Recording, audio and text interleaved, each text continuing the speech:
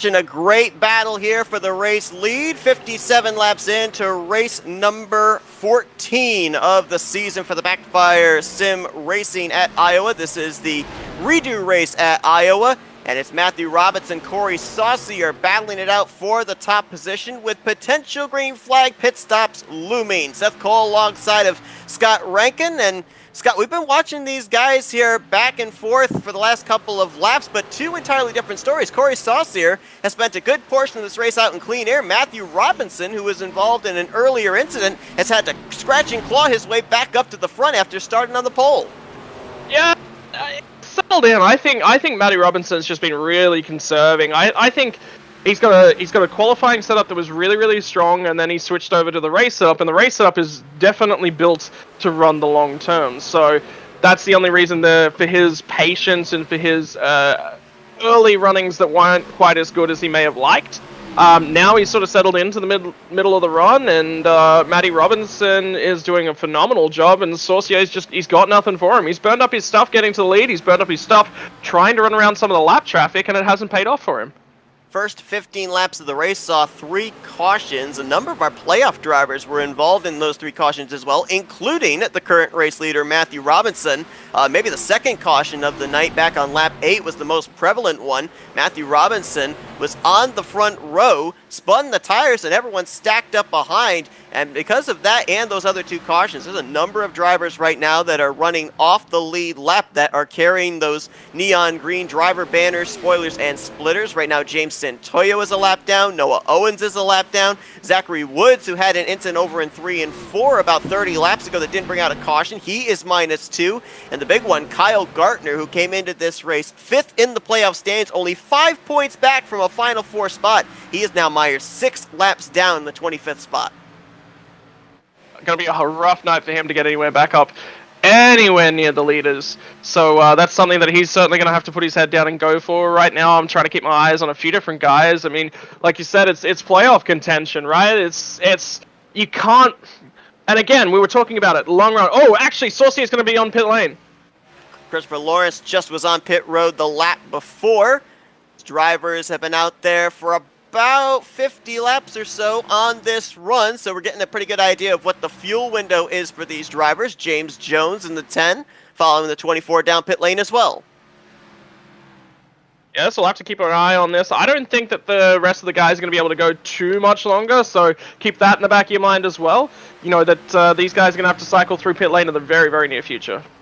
The big thing as well that we have to document is these drivers had one faster pair coming into tonight, and the early carnage took place in the first 15 laps as forced several drivers running towards the front, middle, and rear of the field to have to already use that faster pair. You're looking at one of them, Matthew Robinson, had to use his faster pair with the restart stack up. The car behind him, second place Patrick McQuaid, he's a faster pair in. Saucier spun on pit lane exit. Saucier's around.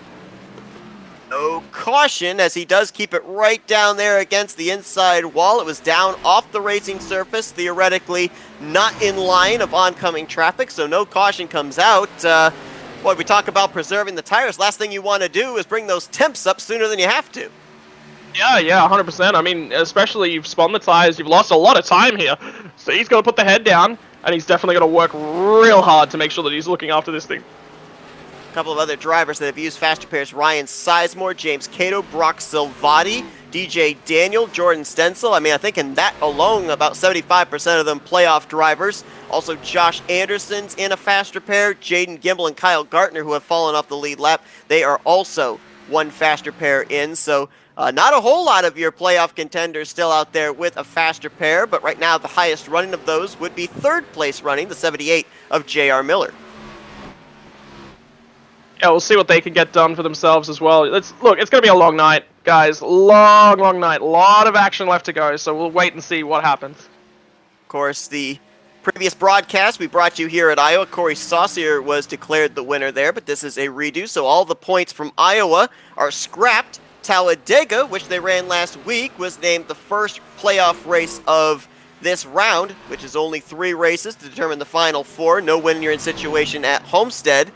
And so Talladega kind of set the precedent for these guys here, Scott. And, we were talking before we came on the air about the fact that, at least the wild card race is out of the way. These drivers now basically get to control their own destiny at the short track tonight and the 1.5 miles of Kentucky next week.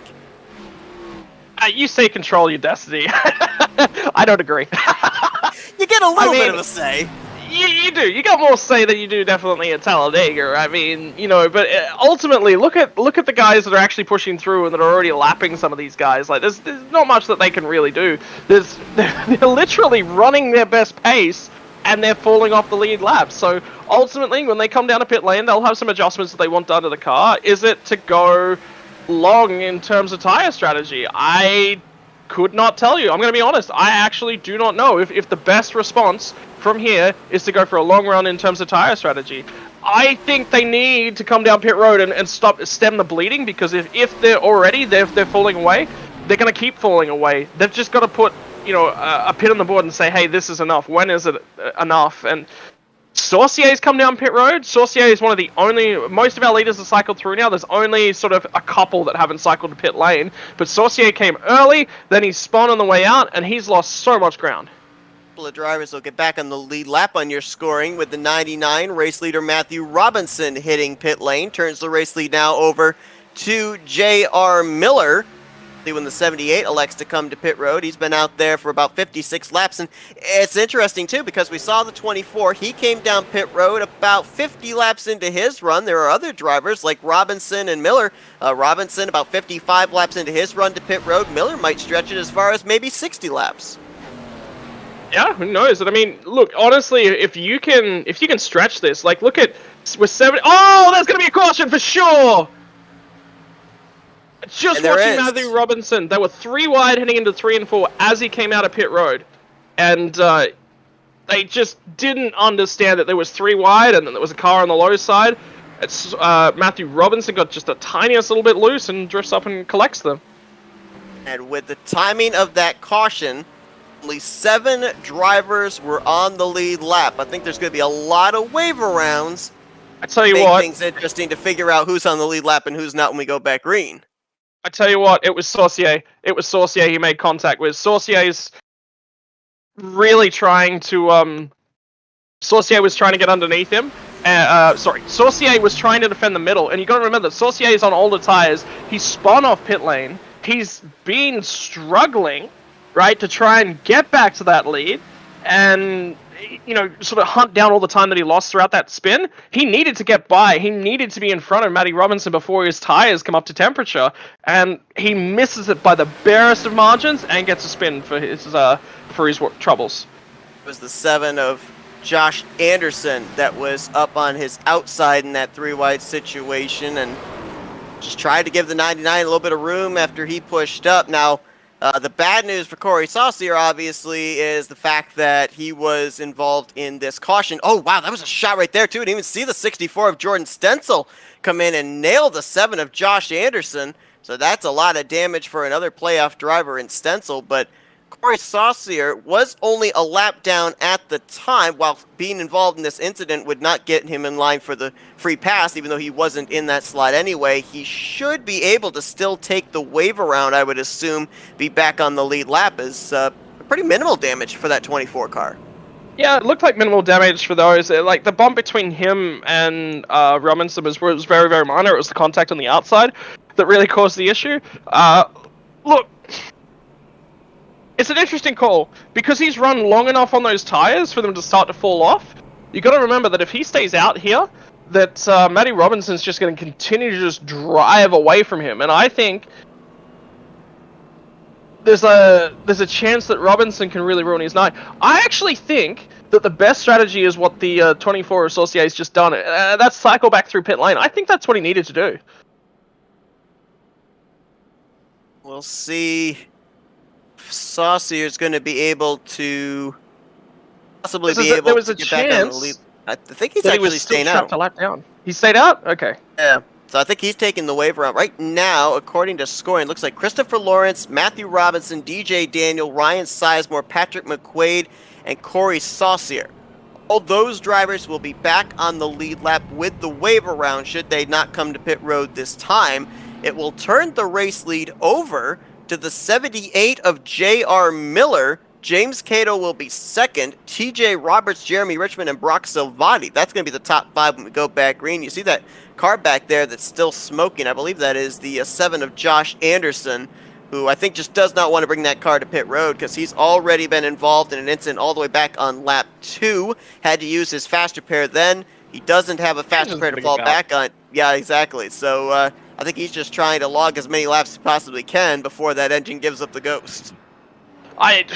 He's gonna screw a bunch of people here. Like, I'm gonna shut my mouth. I don't have anything positive to say about that. Right. So let's do quick comparisons. Who are all the guys that are up the front? It's the guys that either ran really, really long, or the guys that pit onto that last caution before this one. They're able to run long on the fuel, they're able to run long on the tires, and they have their lap numbers. What do they say? I think the green flag pit stops here at Iowa are gonna generate some crazy situations, and you're gonna want to run long and avoid those. It's not often I get something right, Seth, so I'm gonna bank that one. Well, it's interesting here, too, if you kind of do the calculations. Let's say that J.R. Miller, had he come to pit road, had we not had that caution, his target lap was 60 laps into the run. That might be the max these drivers can go on fuel. When we get ready to go back green, we're going to be somewhere in the vicinity of 120 laps, so they might be able to make it on one more pit stop. Say they definitely can, because you got to look, some of those guys that are actually still out there had run the 70, 71, 72, 73 laps, whatever we were just before the caution came out. So it's possible. It's definitely possible. It's about what is the faster strategy. You can split this stage now into 2 stops. 2 stops will guarantee you. 2 stops is risky, because 2 stops guarantees that you're going to go laps down to pit stops, right? So that's the risk of the strategy. If I'm in these guys' shoes, and I think this is exactly what most of the field will be thinking right about now, we've just seen caution caused by green flag stops. I'm running long, it's a 1 stop from here. Well, one driver will certainly be heading into Kentucky next week in a must-win situation. After finishing 19th last week at Talladega, Jordan Stencil, who was involved in that little bit of follow-up wreck there when he made contact with Josh Anderson, he has taken his car to the garage area. He will finish at least 24th. I'm not even sure in a must-win situation, unless you got a really high car count next week in Kentucky. I don't know if he'd be able to make up enough points to get into that Final Four. He was already minus 20 points coming into tonight's race and going to lose a lot there, so he might actually be mathematically ineligible of making it in. Yeah, that's what I was just doing in my head. Mathematically, I think he is going to be ineligible, because I think he needed to... He's 20 points behind now, right? So what he would need is that the P11 car, after this week, to be, less than 40 points ahead of him? And he would need to get 40 points on him. So theoretically, it would still be possible, mathematically. But the scenario required, he requires that car to be knocked out on the first lap or no-show to not be involved, and he would have to win.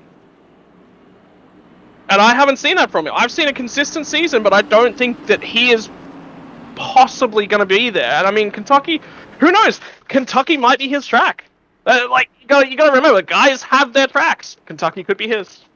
No matter which way you slice it, it's definitely one of the longest of long scenarios there for Jordan Stencil, as the green flag back in the air, and the race leader was J.R. Miller. He didn't seem to really get going as well as James Cato did. Cato is going to actually lead them out of turns 1 and 2, and he's kind of been the spoiler here during the playoffs and leading up to the playoffs. Cato, of course, came in middle of the season, picked up his first victory, I believe it was at Texas Motor Speedway. He then followed it up with a win at Chicagoland as well. Sorry, this is 21's really down low and running extremely slow. Jeffrey Vickery's a lap down. You know who was actually just having a look back at who got caught up together on that restart? It's the 99 and the 24. I think that's going to be an ongoing story as well between Robertson and Saucier. We'll see. I mean, obviously already the two of them have been in the same vicinity back on that last caution, and Robinson in the 99, who looked like he was going to win the Iowa race a few weeks ago, and then Corey Saucier went on to win it, so you got to wonder if there's just a little bit of background story between the two in that regard. But the two of them right now battling almost in a 3-wide situation with 10 of Jones in the middle of that. Jones is a lap down, 2 laps down actually, in 21st place. You've also got the 60 of Zachary Woods, who I believe is only 1 lap down now. I'm not certain how he was able to get a couple of those laps back there, but he is now only -1 to the race leaders.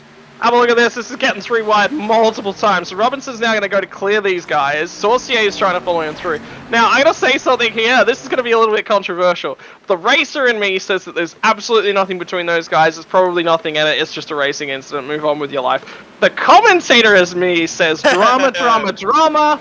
There's a story there. Let's follow it up, juicy boy, all the way home tonight. If the story's not there, spin it. Well, let's not spin the car, Seth. Let's be reasonable.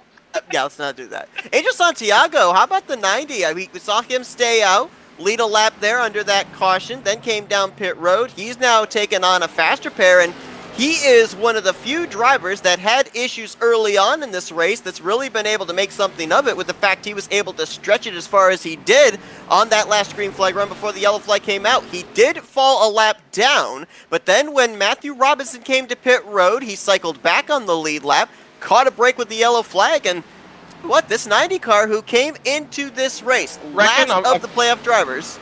I've got to call a wreck on the back stretch. Looks like it's clear, though. I'm not 100% sure. Zachary Woods was the one that was actually calling that one out, so I'm not 100% sure what just happened. Zach's actually really slow himself, so...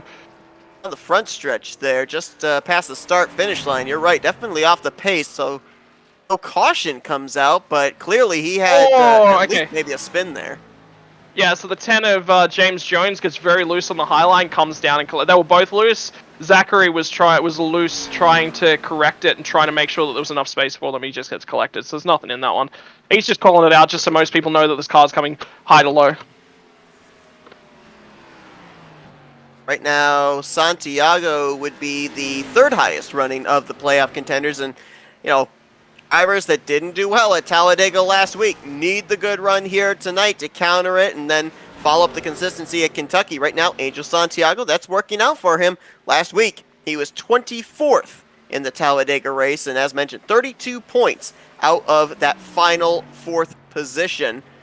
A couple of drivers that have mounted a bit of comebacks here after having to take the wave around. Christopher Lawrence and Matthew Robinson, they're up to now 7th and 8th. Corey Saucier back there in 9th place. But again, remember, these guys are going to be anywhere from 5 to 10 laps older tires than everybody else around them because they were not allowed to come to pit road under the last caution period, or else they would have forfeited their wave around ability.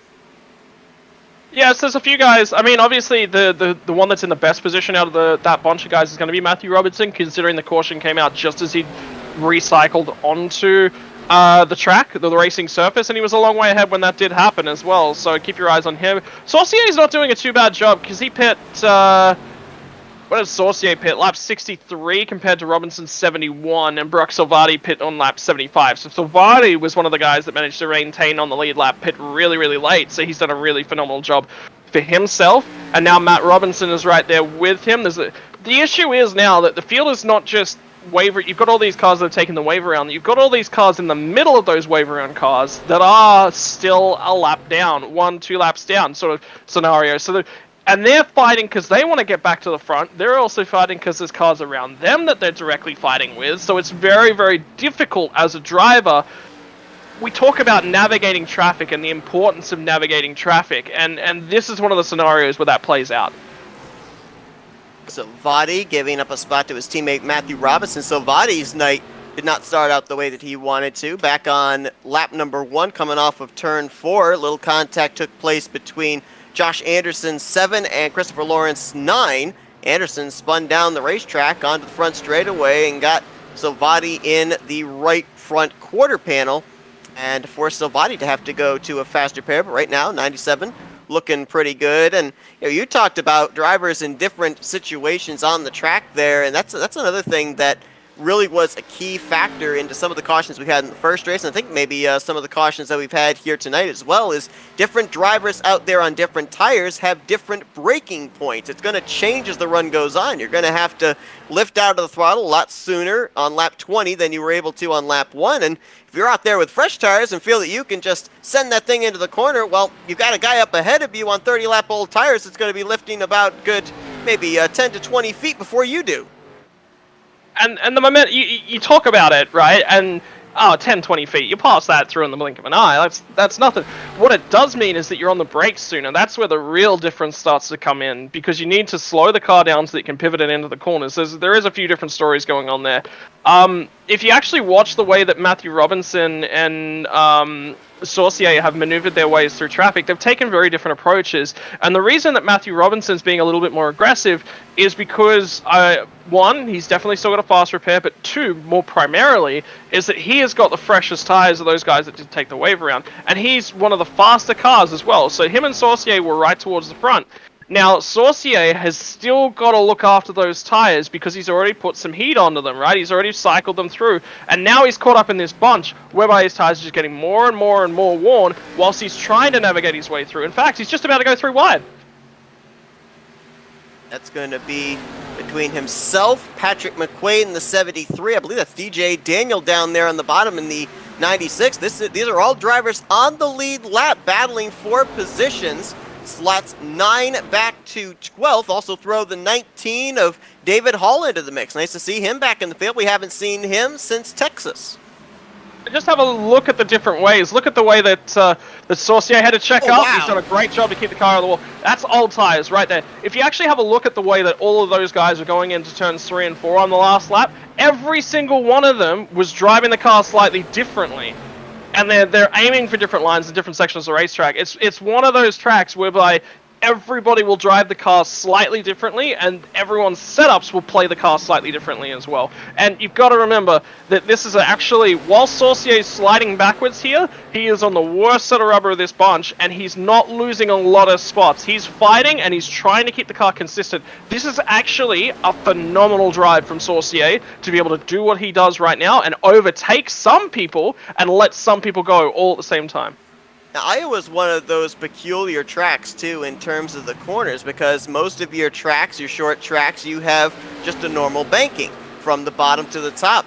Iowa's got the progressive banking. It starts out at 12 degrees. By the time you get up to the wall, you're at 14 degrees of banking. And I was watching when the 24 almost went up and got the wall. You could actually literally see the front of the car bouncing off the ground, almost as if the splitter was hitting. Was that a case of that progressive banking, or was it just the car was kind of wheel hopping as he was on the brakes trying to avoid smacking the outside wall?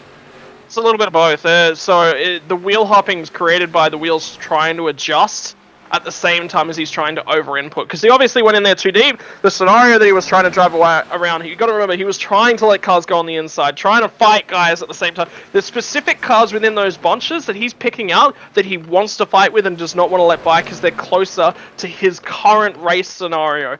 Other than that, yeah, he's just over-inputting the car. The car's adjusting differently to the amount of banking. It's just sort of a lot of worst case scenario for him, and he's actually, again, I'm coming back to it, he's doing a phenomenal job, like, given his current race scenario. His best option will be to get into the pits as soon as his window opens to get home here.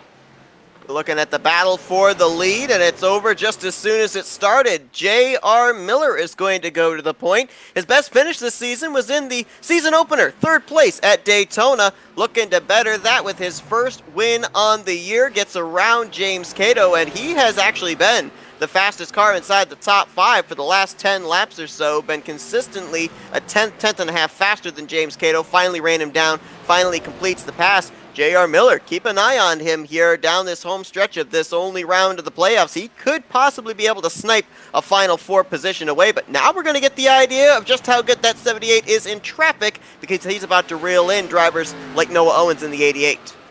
And something else to consider as well is I've also been watching Matty Robinson's pace. You might have said, yeah, I think James Miller's currently the fastest. No, you're actually wrong there. It's actually Matty Robinson that's currently turning the best laps of the top 5, top 6. So, and for him to come from as far back as he was in the restart, deal with all that traffic, and still hang on to the tires underneath him, great job.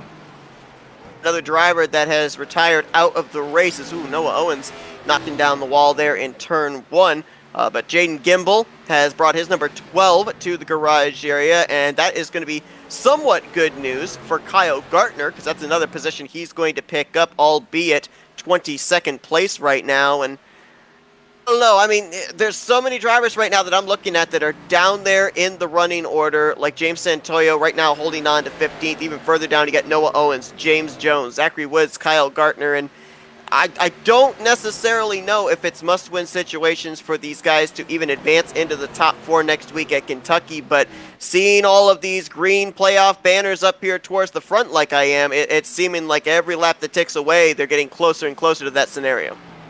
Correct me if I'm wrong. How many spots are left next week? I thought it was 12. No, actually, they've got a system here where it's actually 3 races in the playoffs before they get to the season finale, and it's just the top 4 out of the 16 drivers after those 3 races that advance to that championship battle. Okay, so there's a few guys you can immediately cross off. So that, based upon that rework scenario, I would cross Jordan Stencil out. Mathematically, not able to get in there. Somebody like Gartner, and a few of those other guys you mentioned, it's still mathematically possible, but it's a statistical improbability, a high statistical improbability for that result to happen. They just have not been able to turn the laps, put their cars in the positions that they need, and they need a 1 in a million style performance. And so there's only potentially one of those guys to be able to point their way in. So now you start looking at some of the guys that are on that lead lap that are trying to run their way into the playoffs. Matthew Robinson, I would say check mark. I'd say he's in. He's in based upon the way that he's running. Currently, Saucier needs to do a little bit more from where he's sitting. Which is tough, given the way that this race has played out. I'm going to throw it out there and say, yeah, what a great job he's doing for the race.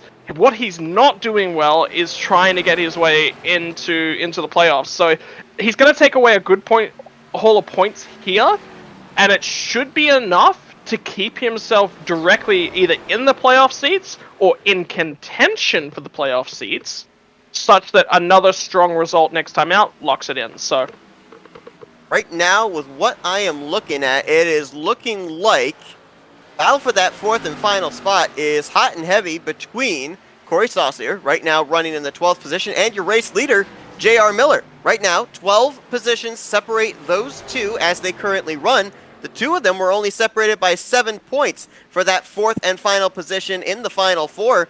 Kyle Gartner and Zachary Woods, who were between those 2, obviously they've had their troubles here tonight, both running outside of the top 15. So I don't know. As things stand right now, obviously a lot can change. We're now into the second half of this race, but still over 80 laps to go. It's looking like next week at Kentucky could be the shootout between the 78 and the 24. Lawrence, Daniel, and Robinson may end up heading into Kentucky already locked in.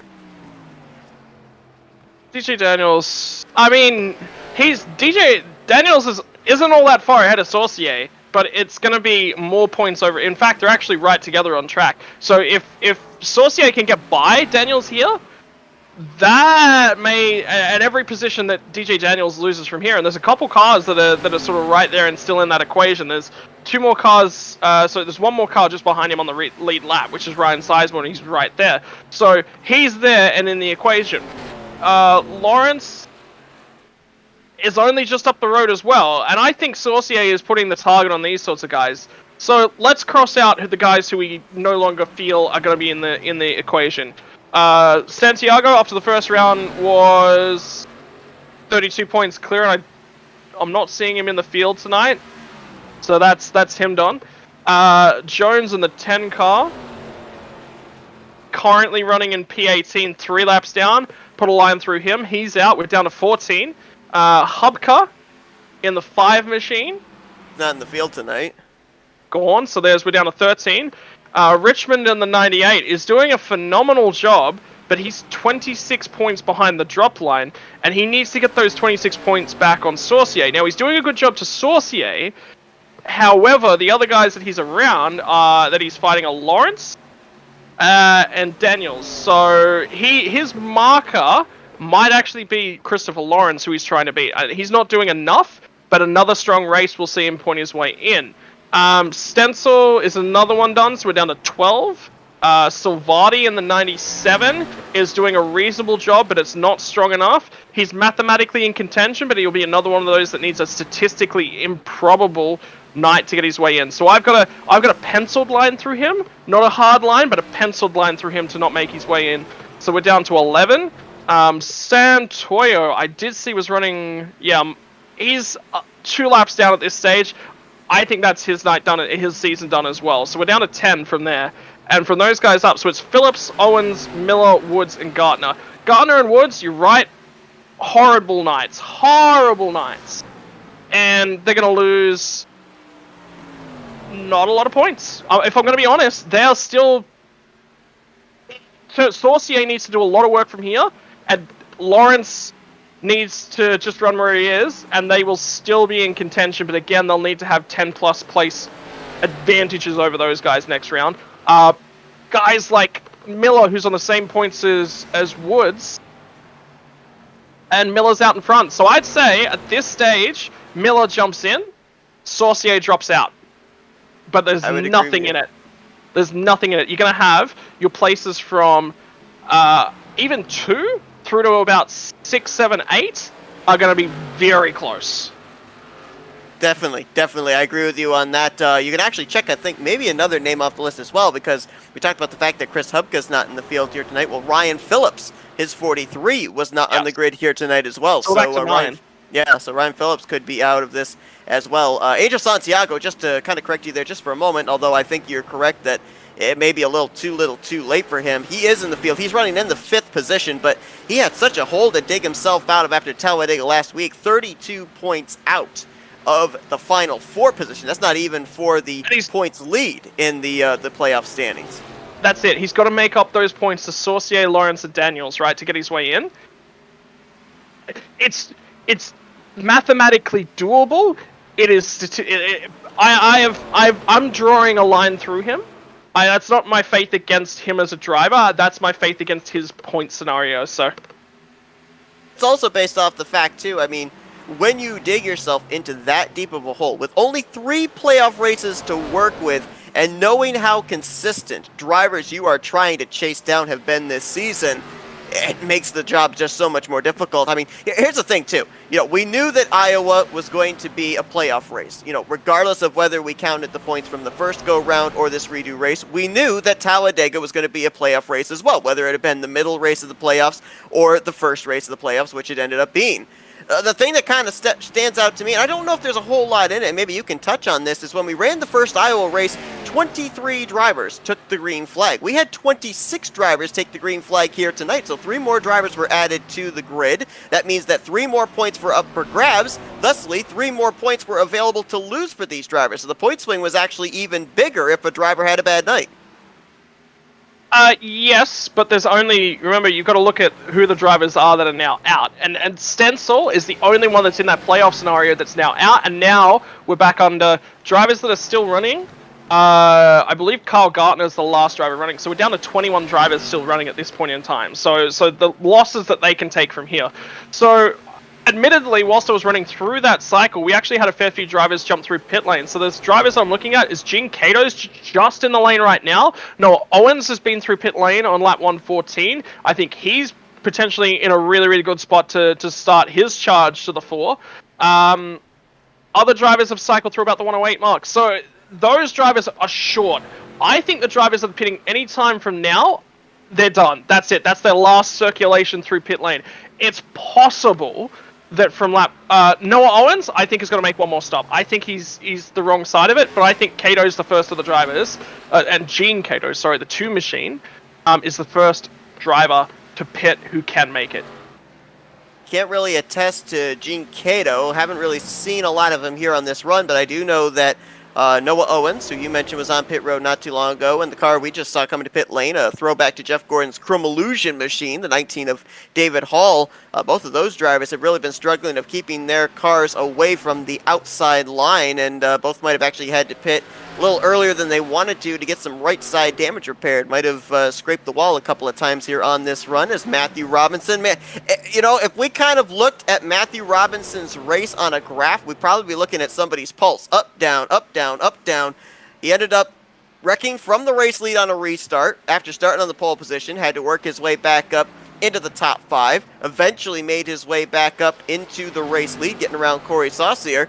Then He came to pit road, got trapped a lap down with a caution coming out, had to take the wave around, and then had to work his way from 12th place up to where we currently see him in the second position as he just got around James Cato a couple of laps ago. Now has to make up a little less than 4 seconds to get back up to where he started this race about 131 laps ago. And you got to remember that he's done that on old tires as well. He threw himself a lap down under that pit cycle, and as he come back out and rejoin the race surface, the caution got thrown. So the pit stop worked in the absolute worst possible way for him. So he's done a phenomenal job. Ultimately, in that sort of a situation, you're always going to take the wave around. You've already pitted, but you're just going to be at the rear end of the field. So he's had to drive through effectively the entire field to get back there, and he's looked after his tires the whole time whilst doing it. So that's a great job by him. Drivers about maybe 3 to 5 laps, dependent on when they were on pit road under the last caution period. If they wanted to split this final stint in half 60-60, they are just a couple laps away from reaching that window, and they should be able to make it the rest of the way on fuel. Want to give a quick moment to shout out some of the sponsors of the league here tonight for BackFire Sim Racing, including JKR Motorsports. Like them on Facebook and Instagram. Auto Ventures LLC, based in Hudsonville, Michigan. Premier used car, truck, and SUV dealer with the cleanest selection and lowest prices. Visit them at avcarsales.com to learn more. Junior's Mobile Detailing, featured right there on the 98 of Jeremy Richmond, based in Marion, North Carolina. Simply the best. Find them on Facebook and schedule your detail today. And SimShots, check them out on Facebook, where you can find awesome photos for cheap prices. Thank you to all of the sponsors of the BackFire Sim Racing. As you can see, caution is out for the 5th time here tonight at Iowa. I'll tell you what, all those guys that pitted previously, oh man, it sucks. Like, have a look at David Hall, who I believe is 3 cars behind making his way back past the leader. So he's going to be stuck. Even if he takes the wave around here, he's going to be stuck 1 lap down. Corey Saucier is the last car on the lead lap. How important is that for him and his championship hopes? And the other thing that this does for him is this normalizes the pit stop strategy, the tire strategy, everything that's a part of that. So let's see if it was the 96 of DJ Daniel that might have had something to do with this caution, because I noticed that he has not been to pit road yet, and he, however, had actually lost a lap to leader. Oh no, that was actually under green flag conditions, so it was not him bringing out the yellow flag. We'll see if we can pinpoint. He was behind the pace car, though. As the pace car formed up, he was actually directly behind it, and he's since been waved around. So he must have gotten the lucky dog. He would have gotten the free pass. If we could find out who the caution came out for. Looks like it might have been the 34 of Simon Morrison. Contact between himself and Bud Barnes going into turn 1. Little half spin there for the 34. Keeps the thing going, and saw Christopher Lawrence split his way through, but with the car out of shape there and oncoming traffic, yellow flag going to fly. No harm, no foul really, though. But as you said, a number of drivers looking up at the flag stand, looking at the flagman saying, why? This was working out perfectly for me if you just had kept the green flag out there. I mean, they called it. I haven't even seen the incident yet. I'm just in the process of reviewing it now, so. Oh, that's tight. It's a 2-car incident, so therefore they want to call it. They want to throw the flag out. It's definitely feasible that is a caution. Should it have been a caution? Probably not, but iRacing, I think, has been actually pulling the trigger quite aggressively on cautions lately. I've noticed a few things on a few of my races, so. Driver that probably was happy to see that caution come out would have been Matthew Robinson, because remember, he took the wave around under the last yellow, so he would have had to have been on pit road sooner than drivers like J.R. Miller, James Cato, Jeremy Richmond. And he already has been bitten by a caution coming out after he made a pit stop and trapping him a lap down. With this caution coming out before he had to come to pit lane, it keeps him on the lead lap and right on the back bumper of J.R. Miller, second place for this restart. And yeah, so he's going to get to start from the outside lane on the front row this time by. His competition is all around him. Probably the guys that have been the biggest competition, the biggest threat to him is Saucier, and Saucier is way down the field. So he doesn't even have to worry about that. There's a lot of drivers, that are similar sort of pace. So I'm looking at James Cato to really threaten him in the early stages of this run. But you got to remember, James Cato is not here and he's not fighting for a playoff spot. So his decision making from Matt Robinson could be good enough tonight that he is basically at the point where he is going to have a disaster happen next week that he can't recover from. So that'll be what his decision making's about. Let's get ourselves another big bank of points. Let's put ourselves so far clear that we're nearly locked in. And his issues are going to be other drivers being aggressive and going for the very solo-oriented result. So he'll be aware of that. The way that he's driven so far this evening suggests that he is going to let everyone go and be very, very cautious in the next couple of laps, and then he's going to slowly come back to them. Of course, last week at Talladega, Matthew Robinson going 2 for 3 in his super speedway starts this season, a Daytona win and a Talladega win, and broke the tie between himself and teammate DJ Daniel, who heading into that Talladega race had 3 wins apiece. Robinson now with his league-leading 4th win last week and looking to continue to extend that lead, make it 5 after leaving Iowa. As you mentioned too, almost, we're talking about these guys that are almost in must-win situations going into Kentucky. Well, for Matthew Robinson to be the complete polar opposite, just go out there, ride, have some fun, and obviously make a statement at Kentucky saying, hey, if you're going to snipe away that Homestead Miami win and that championship, you're going to have to go through this 99 car. Yeah, look, in terms of winning the championship, if that's your target, when you want to get to Homestead, yes, you're going to have to go through this 99 car, but put yourself on that page, man.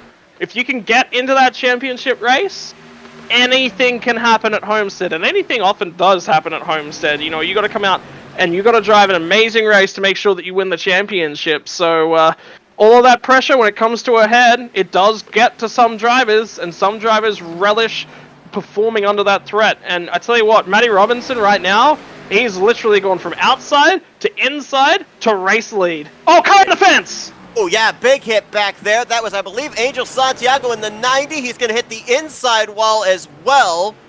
Possible contact as well for the 96 of DJ Daniel. I mean, I already put a line through this guy in his championship hopes. If there wasn't a big line through his championship hopes now, it is well and truly. Let's go back and throw 3 more lines through his championship playoff contentions. Angel Santiago had worked his way up onto the lead lap. After I tell you who did get contact. The 24. 24 got in the rear end of him. I think that might have actually been what led to the follow-up hit into the inside wall. Let's take a look here. Wow, that car was just wicked out of shape of turn 2. There's the contact with Saucier back up the track, and DJ Daniel was in the vicinity but did not get any damage. And Angel Santiago already had used his faster pair early on in this race around the midway point. He's just going to have to hope he can limp that thing around. But as you said, I mean, 32 points behind 4th in the standings. Could not afford a bad run here tonight. And this damage will certainly not help him get a good run. As you said, probably put a strike through him, even if he wins next week at Kentucky. Very unlikely mathematically that he would make his way up into a Final 4 position. And looks like the 34 of Simon Morrison, who was involved in the caution prior to this, he's going to get the lucky dog. So 12 drivers will be on the lead lap as we're closing in on 50 laps to go. So, yeah, look, I mean, have you ever seen somebody very, very aggressively scratch out their name off a piece of paper? Right now, I'd like to offer a pen to Angel Santiago so he can scratch his own name off that playoff list. I think he's pretty frustrated. It definitely looked like he was trying to be aggressive. He was trying to give himself the opportunity. 32 points to gain back to Saucier in 2 races is doable. More than 32 points and 1 race remaining. I'm sorry, man. It's done. Thank you very much for coming. It's an unusual playoff system that they've got here in BackFire Sim Racing, but to be honest, I like it because it's not that you win a race and then you can just kind of put your feet up for the remainder of the playoffs knowing that you're battling for the championship. It's 3 different tracks, super speedway, short track, mile and a half, and the league rewards consistency. We talk about it week in, week out. You can be a dominant car out there, but a lot of times you can, if you have DNFs in between those race wins, people are going to pay more attention to that driver that's out there getting top 5s and top 10s every single week, getting in there possibly through points, and that's what these drivers have to do. They have to go out there and perform each and every week because, yep, Wins are great, but it's points that they have to fall back on. Yeah, I mean, have a look at last week. We're coming off. There's been only one result so far, right? In this playoff, right? One result coming from Talladega. There is a 6-point gap from Robinson to Daniels, a 3-point gap from Daniels to Lawrence, a 3-point gap from Lawrence to Saucier. Those are the top 4 drivers tonight, right? Top 4 drivers coming in to tonight. Then 5 back, 7 back, 7 back. And then you get to double figures, then you get beyond 20. You've got a whole host of drivers right there at the start of the 20s, but they're just like nearly not in contention when you start talking about those sorts of placings. So, look, the way that I look at it is that they had to be there, they had to be on point, and they had to be going for it, and they've missed the points potential. Obviously, I'm no predictor or anything, but if we go back and we look, I'm gonna back that up. I'm not sure that the points that we have are just from the Dega race. I think they're the combined points before they made the decision to run the replay. I'm not 100% sure. We'll double check on that. Which completely and utterly changes the point scenarios. It does. We'll check on that real quickly here. You see what I'm seeing though, right? It just says points off the Dagger. It doesn't say points off the Dagger minus Richard. And if you have a look at some of those margins, so there's a couple of guys that are actually like 2 guys are on 20 points back off Saucier. There's a couple of guys that are 21 points back off to Saucier. That suggests to me that there's 2 results in there for the 2 points to be identical like that. So anyway, it turns out that I think the math I'll was check wrong. into this. Yeah. Unfortunately, my brain does overtime all the time, but it does create interesting situations. So okay, here's what we got in terms of the tie here. All right, so Zachary Woods last week finished in 11th place. J.R. Miller finished in 13th, but he got a bonus point for a lap led. That's how the two of them ended up being tied. There you go. All right, that makes more sense. A couple of drivers got bonus points last week, some for getting the pole position, some for leading the most laps, some for leading a lap, and so that's why you would end up having those ties in there, also with the Phillips and Stenzel and the Centoyo Salvati, because all of these drivers started the playoffs all equal at 1,000 points apiece. Update, I'm an idiot. Anyway, we're back green flag racing. Scott does math, so I don't have to. Well, look, apparently I didn't take math class, okay? You leave me alone. Oh, J.R. Miller! Wow, he got the wall there off of turn 2, almost came down across the nose of Jeremy Richmond, and all of a sudden that 78 off the pace and on the apron. Coming to pit road, actually. Coming to pit. Now does he get lucky? David Hall, Ryan Sizemore on the front straightaway. Was he on pit lane before that caution came out? It was close. It was real close. Not sure why he's on pit road. I don't know if that hit he took into the outside wall and off of turn 2 was enough to draw him onto pit lane. He wasn't past the cone. He is taking service. No, Bit of a mystery of what's going on for him. He's got a penalty. That's why he had to come to pit lane. Ow. J.R. Miller, we were talking about, if there was somebody that was going to challenge Corey Saucier potentially for that 4th spot in the playoffs, it would be that 78 car. Now, J.R. Miller is going to find himself at least a lap down with the penalty that he has to serve. And Corey Saucier now being scored in the 6th position. We're going to go back and see what brought out the caution. You talk about a hornet's nest here through 3 and 4. Where you find David Hall, Ryan Sizemore, and others. And, Sizemore just, I don't know if the car got loose on him or what, but he gets Anderson. To distinguish who that other car is back there, I think that might be the 21 of Vickery that came to a stop there. Maybe Gene Cato in the 2, I can't tell. Was Cato. Came to a stop, so about 4 or 5 drivers collected up in that one. That was almost 4 wide, 2 rows deep going through 3 and 4. Oh, I tell you what caused it. The 8 machine got loose. So so Sizemore gets loose, gets up into the 7. 7 spins out. 10 and the 9. The 10 gets loose. Has to drift up the racetrack. Who's that above him? Bud Barnes in the think it is 83 the machines 83. above him. Yeah, Yep. it gets so Jones gets loose, slides up the track, so there's already an accident happening. Then Jones gets loose, slides up into the 83, gets knocked down, and the 10 machines already. Sorry, the 10 machines. David Hall's into the back of the 10 machine trying to slow down, and he's losing it because he's got the 90 machine. The 60 machine in behind him. So it's basically just a whole bunch of worst case scenarios playing out all at the same time.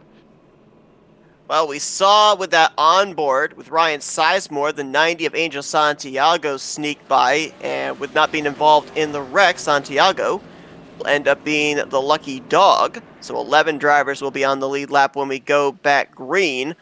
Following up there on J.R. Miller, not only did he have to serve a penalty, it looks like he may have also gotten a speeding penalty, or, as you said, maybe the penalty for taking service there when he was not the commitment line when the caution came out. They held him on pit road for an extra 30 seconds there as well. So he definitely lost a lap, and subsequently will be starting 13th, second car, 1 lap down when the green flag comes back out. I mean, still 50 laps to go, so still time for another caution to save him and for him to mount a comeback. But, man, that car was looking so strong, was looking at least like a top 3 machine, and now he's got some work to do.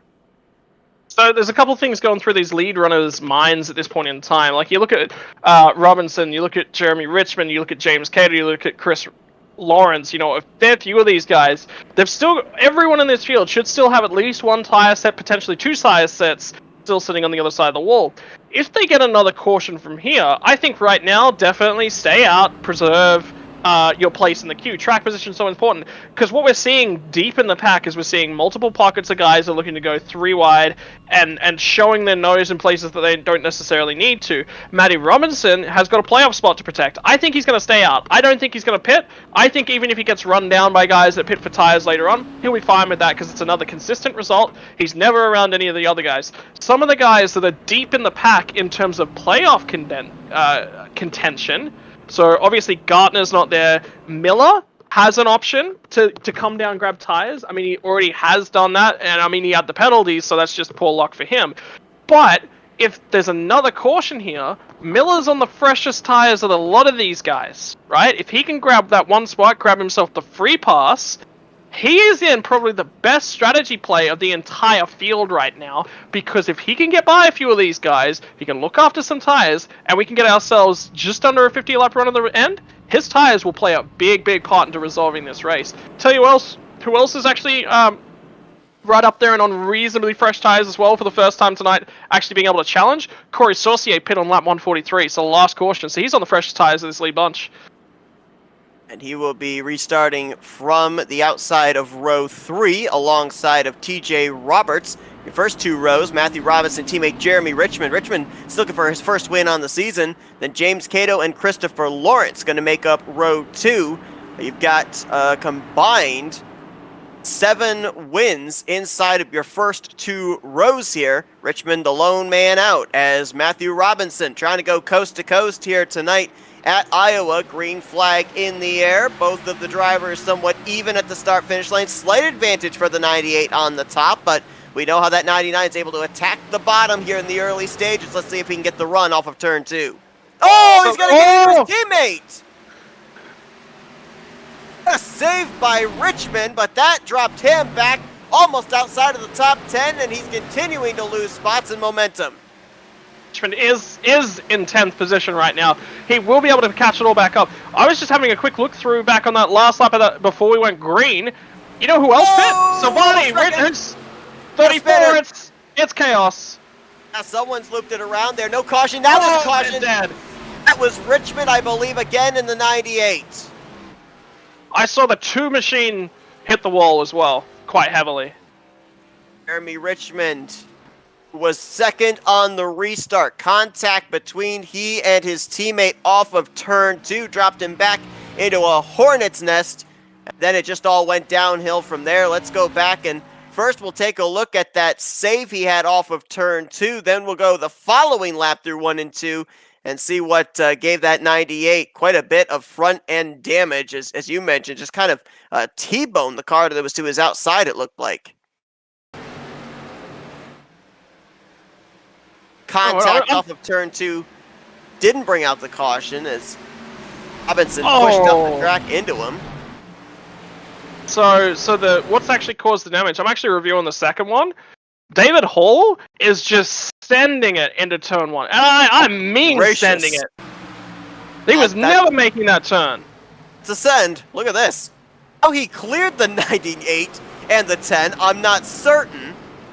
He comes down, clips the 98 again, up into Gene Cato, just wrong place, wrong time, and I'll tell you what, that's not something drivers like to see, a driver driving it that deep into the corner knowing there's absolutely no way that he's going to be able to make it. What was he doing? Taking on board with the 19, I mean, there's just no way. Doesn't work at Martinsville, it doesn't work at Richmond, it doesn't work at Iowa. It doesn't matter what short track you're at, that car is not going to stick carrying that much speed into the corner. Well, okay, so remember how I was talking about tires? Jeremy Richmond still had his fast repair up his sleeve. So he comes, he gets his fast repair, gets a fresh car, gets a fresh set of tires. All of a sudden, this may play out in Jeremy Richmond's favor, but have a look at the chaos that's happening back in that pack. He has gotta be so careful. So careful right now. You know why Hall was sending it? Hall was looking for the lucky dog spot. That would make sense, but it's still too aggressive. Again, you're right. At the same time, I don't know how a driver can have the mentality that that's going to stick and that's actually going to work. I'm still in shock that he didn't clip the front of Jeremy Richmond and the 10 of James Jones when he made that move, how somehow there was enough space for him to drift up from the inside all the way up to the outside wall before eventually making the contact when he bounced off the outside wall. I'm sure he made contact with at least one of those guys. I don't think so. I think it was after he bounced off the wall, but I think he actually cleared the noses of those two machines, the 98 and the 10. Which has me in shock with that. I mean, that to me, I could have easily seen the scenario of the 98 and the 10 getting swept up to the outside wall with him, but somehow, some way, there was contact avoided in that area. And you talked about the lucky dog position. Because of the timing of that yellow, I believe the free pass position should go to the 79 of James Santoyo. Okay, he definitely made contact with the 10. Okay. Okay, Seth's blind, not me, it's okay. We gotta have ourselves a little chalkboard here. One for you, one for me. Can we get cookies? Matt, can I get cookies delivered to the commentary box? We're sharing them out based on who gets the right things done. Can you get those delivered ASAP? That'd be great. How long will mine take? I was hoping it was whoever had the most tallies for wrong things said. Then I'd probably win that. Call it a consolation prize. Yeah, how long will those cookies take to reach Australia, Matt? Thanks. Oh, man. Oh, less than 50 to go. Should be around 40 laps when we get the green flag. The front row looks different now because it was Richmond on the outside of teammate Matthew Robinson a couple of laps ago. Now James Cato pulls up alongside of the 99. Robinson's probably looking there saying, man, everywhere I go, you seem to be in the same vicinity. James Cato has kind of been a thorn in the playoff driver's side here for the last couple of weeks, taking away 2 victories. And I've said it before, I'll say it again. James Cato, he only ran the second half of the regular season, but I am of the opinion that if he had run the full season, no doubt we would have seen this 3-car here tonight be decked out in the neon green driver banner, spoiler, and splitter. He would have been in the playoffs, and no doubt about it in my mind as well. I think that we'd have been talking about him up there, if not hovering around that Final Four playoff area as well. My liking, he's been quick and he's been consistent and he's been very, very clean. So he's ticking like all the right boxes. All right, so let's talk this restart. My eyes are on Jeremy Richmond. I want to see how he finds his way through this traffic because he should have the best car. And he did indeed use the fast repair. He's right now, I believe we've only got one driver inside the entire top 16 that hasn't used a fast repair, and caution is out again, immediately out. Ryan Sizemore in the 8, Jeffrey Vickery in the 21, over in the middle of turns 1 and 2. What happened there? My word.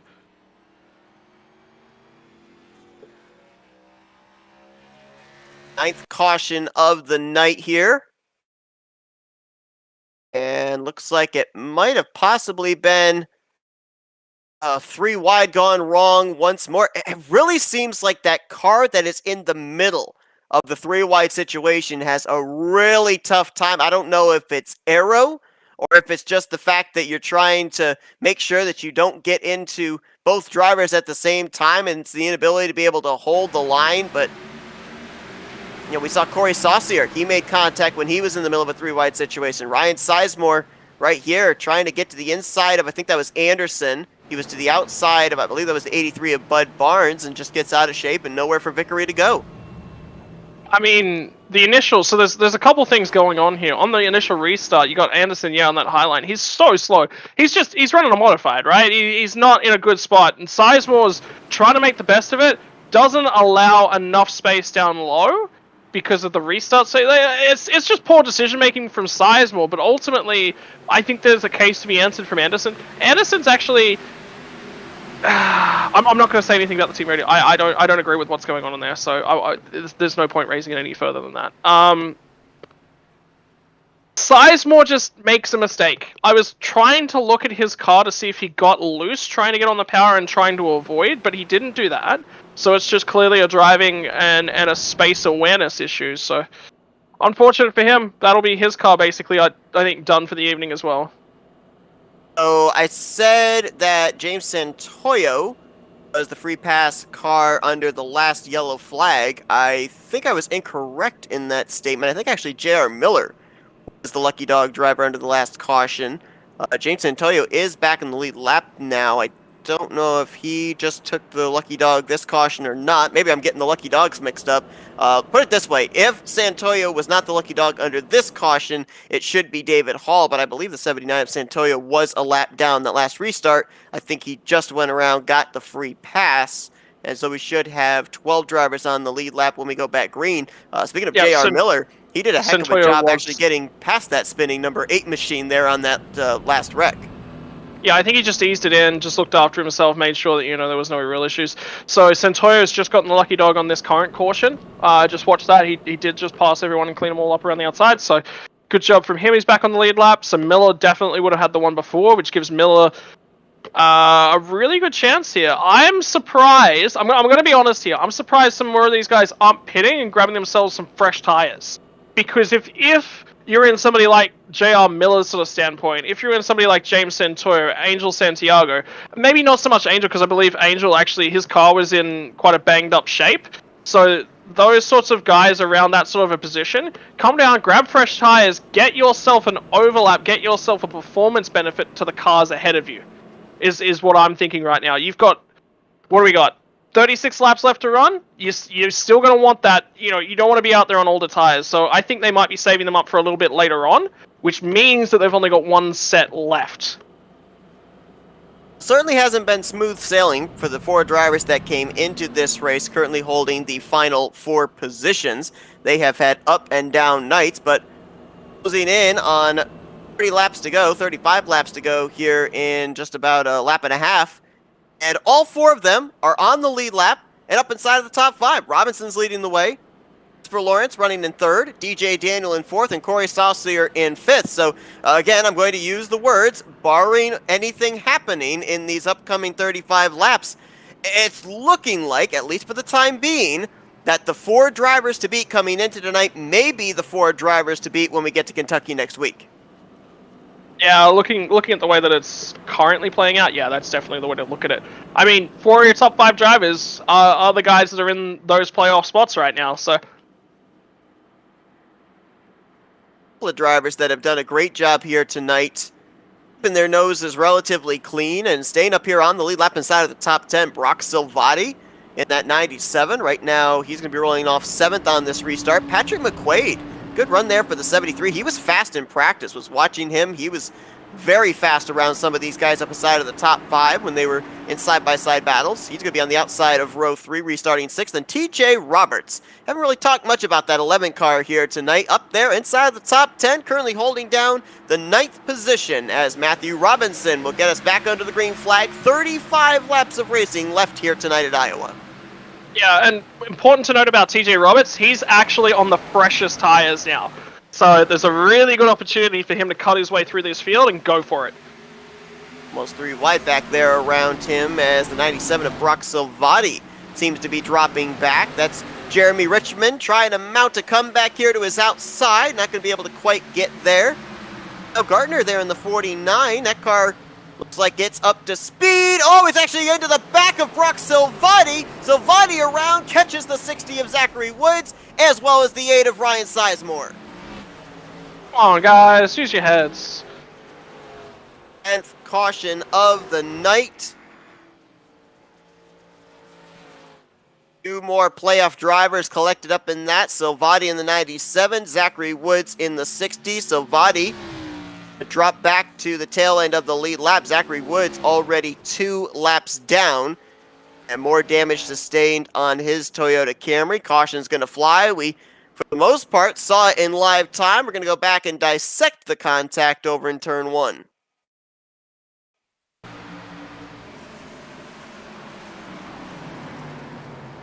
Now, between these two, incredibly enough, you would think that it would have been a difference in tires, that the 60 maybe with fresher tires able to drive it in deeper than the 97. Ironically enough, looking at it, both those drivers were down pit road on lap 143, so they were on an equal setting of their Goodyears. Yeah, so, I mean, and we've had a lot of cautions. I think people are just starting to get impatient. They're just, we've still got 31 laps, so we're going to go just sub 30 laps on this caution now. So we've had how many cautions in the last 20 laps? It's starting to get a little bit ridiculous. So drivers just need to settle down their heads. This would be a really good opportunity for one of the... This is where, throwing a caution and a restart to single file is generally a good idea. Why? You give the opportunity for... What the issue is that guys right at the tail end of the pack are going 3 wide to grab positions back that they've got 30 laps to do. They don't have to make those spots up straight away. They're going to just switch on their heads. You talk a little bit about road strategy coming in. Normally, whenever you're running a road race, there's an extended period of time for that road race. You don't have to get it done immediately. You just sort of sit back, you figure out the guy ahead of you, where he's weak, and you send it. But over a longer lap, whereby there's more corners, there's more opportunities for drivers to showcase where their weakest and their strongest skill sets are around a course, generally allows you to set a driver up more. That's why ovals are a little bit different. You really got to force the nose in there a little bit and show yourself and show that you want to be a little bit more aggressive. But still, with a 30-lap run to the end of the race, there's more than enough time for guys that are looking after their tires, guys that are being a little bit more aggressive on their tires. So, look, ultimately, it's decision-making at the rear end of the pack. Guys are not making good decisions. And then when you're running in a pack as tight as these guys currently are at a short track, you can't just brake upon where the car ahead of you is braking, or where you, even where you normally would brake. What you've got to do is analyze the pack around you. It's like running in traffic out on the road. If the car ahead of you is braking, do you just drive right through him out on the road? No, you don't. Not unless you want to total your car. And a lot of people don't want to be without a car for a couple of weeks whilst they get it fixed, right? Sim racing's a little bit different because we do have that fast repair option, and it shows a little bit. But the other thing about sim racing is that we are amateurs, and a lot of that racecraft skills, they have to be learned, and whereby the guys that we normally broadcast out in NASCAR Cup leagues, in NASCAR Truck leagues, in NASCAR Xfinity, ARCA leagues, all those sorts of things. These are guys that have spent many, many years from a young age, particularly in karts, Silver Crowns, all that sort of stuff, building that racecraft, building that learning, building that understanding of how to race guys all the way around them and get that. Sim racing, a lot of these guys are pretty fresh to it. A lot of these guys would have picked up wheels during the COVID scenario, maybe a little bit earlier than that, maybe they've been on iRacing for a couple of years, but they still don't have that 10, 15 years worth of racecraft built in. And that's why you do see some of the poor decision making, is because it does take time and experience to build up those skill sets. And yes, you would expect guys that are running towards the front end of these packs to make those decisions, and they are. It's just guys that are a little bit buried, a little bit deeper. And ultimately, whenever you walk away from a race like this, what I always say to drivers that I'm working with is, look, make sure if every single time you're out there on the racetrack, you are learning and you are improving something and you are throwing something more into that bag of tricks that you have, the next time you come out, you're growing stronger. Everyone else around you, if they don't do what you're doing by learning, you're going to give it 5 weeks, you'll be massively ahead of them. Don't worry about them right now. You know, you're looking at those guys 5 weeks ahead of now where you're trying to get closer and closer and closer to the front. Lights out top the pace car. Green flag going to come back out here on lap 173. Couple of updates. DJ Daniel and James Santoyo, they came down pit road. They've taken on fresh tires, so we'll see about them marching through the field. David Hall got the free pass under this caution, so 14 drivers will be on the lead lap for this restart. And Gene Cato has recently taken his car back behind the wall. Looks like he will officially finish 21st place here tonight. Matthew Robinson about to get us back under the green flag, and we saw that graphic there, 10 cautions here tonight. The most telling number, the fact 51 now, 52 laps under pacing. That's a quarter of the race under the pace car's tutelage here at Iowa. Hopefully we can maybe finish this final 29 laps under the green flag, as Robinson and Cato, both of them with decent starts. Cato, a little bit of an advantage going into turn 1, but again, we've seen this. Same song, second chorus. Watch how this 99 powers off the corner off of turn 2. Oh, big hit, a little bit further back in the pack. Guys are jumping the restarts. Guys are definitely jumping the restarts back further in the pack. They're not going on the green, they're not going on the cars based around them. They're going just whenever they so feel the leader's going to jump. That's a jump start, and normally in real life you would be accruing yourself a penalty for that. So, Saucy anyway, tried for second place there on Matthew Robinson, not able to do it. And, you know, kind of going back off the points you were making after that last caution, you were talking about opportunities. Well, the opportunities for drivers that are currently either a lap down or 2 laps down, their opportunities for getting lucky dogs to get back in the lead lap, they're going away, and we're going to have some more contact and a save. J.R. Miller into the back of Patrick McQuaid. That was a battle for 5th gone wrong. That could have been a lot worse than it was. Yeah, what caused that? So J.R. Miller just gets a huge run, and the car ahead of him just brakes. They're actually making contact for a long way into turn number 1 and 2. Anyway, they sort that out, and they shuffle themselves back together. Here comes the fresh tires of DJ Daniel. He's going to look for 5th place now on J.R. Miller, and he's running some pretty good lap times despite being in traffic. He can see the race leaders up ahead. Could it have been a strategy call that could get DJ Daniel his league-tying 4th win on the season? The thing that I'm looking at is, have a look at the guys that are inside and outside the playoffs right now. You've got Christopher Lawrence, you've got DJ Daniels, you've got J.R. Miller, who just made contact going through 1 and 2. Lawrence drove J.R. Miller all the way down to the apron on the entry to 3, and that was quite aggressive. Once again, Miller's going to try and go to the low side, drifts up just a little bit, manages to catch it. It is all to play for. You thought this thing was going to settle down? No. We're simmering to the boil just about now.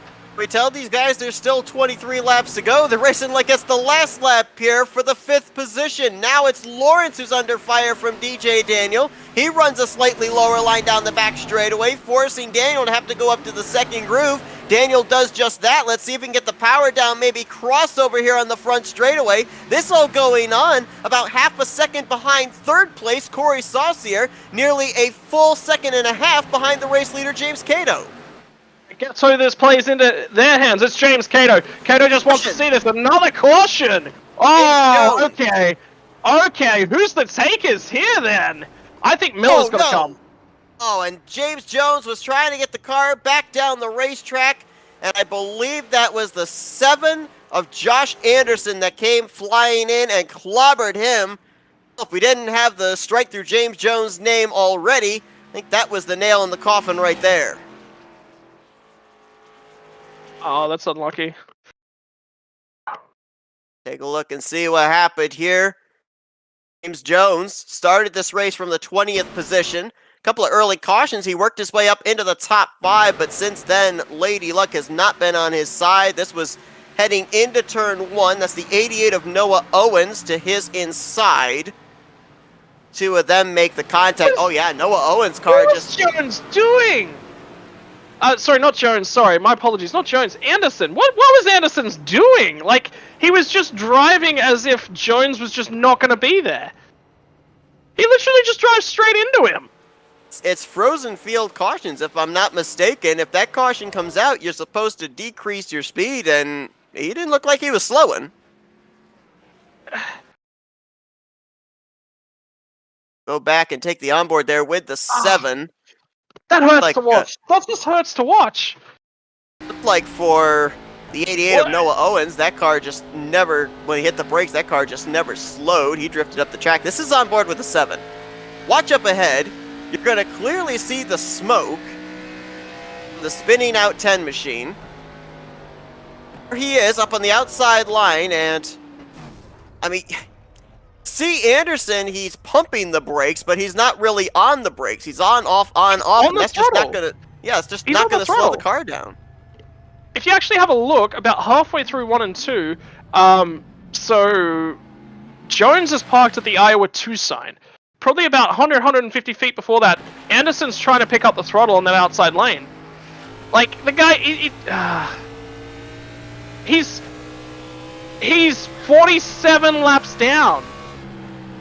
I can't imagine what's going through his head, but it's not constructive to the other drivers that are out there on the racetrack that are fighting for a playoff spot. And on board here, that's James Jones there. I mean, there's 3 other cars ahead of the 7 as well that are running down on the inside. They clearly see the 10. He's the only one that's up there in that 3rd groove. Admittedly, he's up there in the 3rd group because he's trying to create space for everyone. He recognizes that he's running quite slow. He's got not a lot of engine power at this point in time. He's recognizing, right, what his aims for the race are. But, like, if you take out the 7 car out of a lot of these situations, a lot of these cautions that have been caused in the recent past are actually caused by that 7 car still being on the racetrack and not making great decisions. What you can actually do as a driver is, if you're in a modified car like this, you're running well down on power, what you do is, under the last lap of the caution, before you can get yourself a penalty, you cycle through the pit lane to put yourself at the rear of the field, so that nobody else has to, under the restart conditions, have to drive around you in the middle of a pack. Okay? That's the best thing that you can possibly do. You're not influencing everybody else, you're still out there running your race. He has failed to do that. Admittedly, he is running towards the high line, and he's trying to create the space, but it's too little too late. And the thing that really annoys me is that I've heard him complaining about other drivers on the radio, that they're the problem, not him. Anderson is on pit road. Repairs being done to his machine. James Jones has called it a night. He is out of the race. He will finish in the 20th position, and as we've documented, coming tonight, he was in quite a mathematical scenario of probably not making it in, and nailing the coffin here with this DNF. I mean, even a must-win situation next week, I don't think is even in order for James Jones to advance to the Final Four at Homestead. Now, this is going to be an interesting restart because Matthew Robinson is going to be the race leader. DJ Daniel, who was on pit road 15 laps ago, lines up 2nd. J.R. Miller and David Hall line up in 3rd and 4th.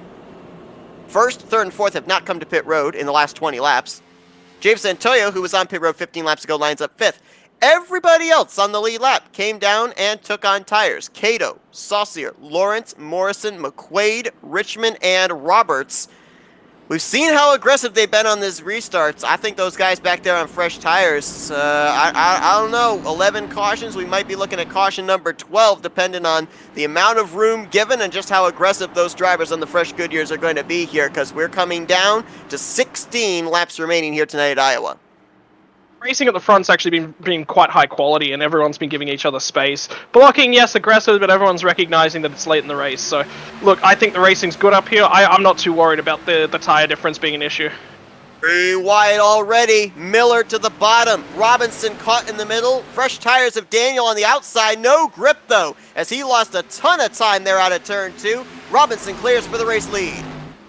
Miller was already down on the inside, so what I think DJ Daniels was doing there was he was trying to find himself some momentum. He clears most of the pack, and runs around! Caution's gonna wave again. I believe Patrick McQuaid was in the vicinity also. The car spinning down to the inside wall. That's Kyle Gartner in the 49.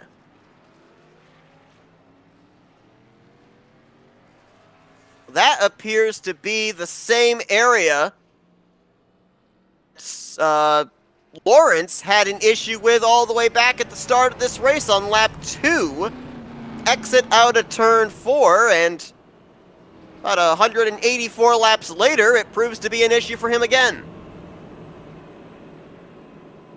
Just having a look back. 3-wide scenario. It's not Lawrence. It's the car underneath him just sort of drifts up a little bit. The 73 machine. There's a few guys just sort of pushing really, really hard here, and they're trying to race aggressively, and, you know, all power to them. It's Patrick McQuaid. I mean, he's come down, he's grabbed fresh tires. The 9 machine of Lawrence has come down now to grab fresh tires. So, it's tough, and admittedly, everyone makes space. It's just that McQuaid just gets on the gas a little bit too aggressively and slides up. So that one's 100% not on. Oh, Salvati. The hit on him onto McQuaid was quite heavy. I think that might be Salvati's night, actually. He's on pit road right now, is the 97, and there you see that shot you just described. Also a pretty hard hit there for the 49 of Gartner, who then spins down and actually hits the inside wall there. Part of the road course section here on the front straightaway of Iowa that he went down towards. There you go. Have a road course here. And you talked about Salvati. Yep, his night is over. He is in the garage area, and well, I may have jinxed it with Christopher Lawrence saying he was the only guy up inside the top 15 that hadn't used a fast repair because he just used it. Yeah, he had to. I mean, yeah. What's actually happened, I'm just having a quick look at driver chat. Patrick McQuaid's actually just come out and apologized. He definitely said that one was on him. Yeah, that's fine. Look, he made a mistake. It's out and out just a mistake. Guys racing 3 wide for playoff style positions right at the back end of the race. Yeah, I don't think there's anything, there's no real malice, there's no real poor decision making in that. It's just, it's an out and out mistake. I draw your attention to a driver that not get the free pass. He is moving up the running order. Ryan Sizemore was the lucky dog driver actually under this caution, but he came in only 7 points behind the cut line. Granted, drivers like Lawrence and Saucier, they've been running up there inside of the top 10, but Zachary Woods, who was about 3 laps down, about 120 laps ago, is now only 1 lap down, first car 1 lap down, in the 14th position. We talked about those guys that might have a mathematical shot possibly next week at Kentucky. Zachary Woods, keeping it out there, running all the laps, keeping his nose relatively clean.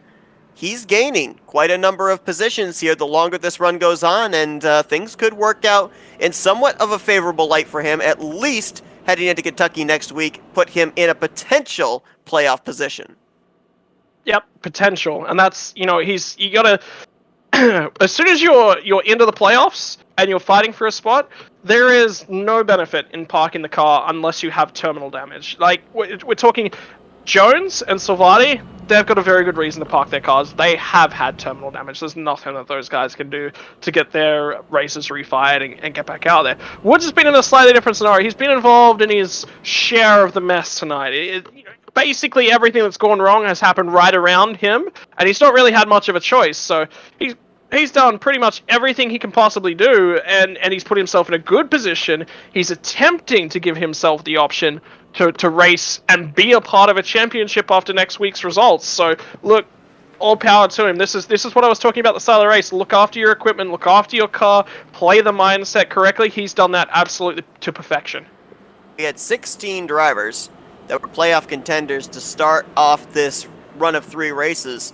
Right now, just based off of my calculations where drivers are running, the big question mark for me is Jeremy Richmond. Where is he going to factor once we're done with all this? He's still up there inside of the top 10, but if we eliminate him out of the equation, I'm only looking at 6 drivers that would be in the hunt for the final 4 positions next week at Kentucky.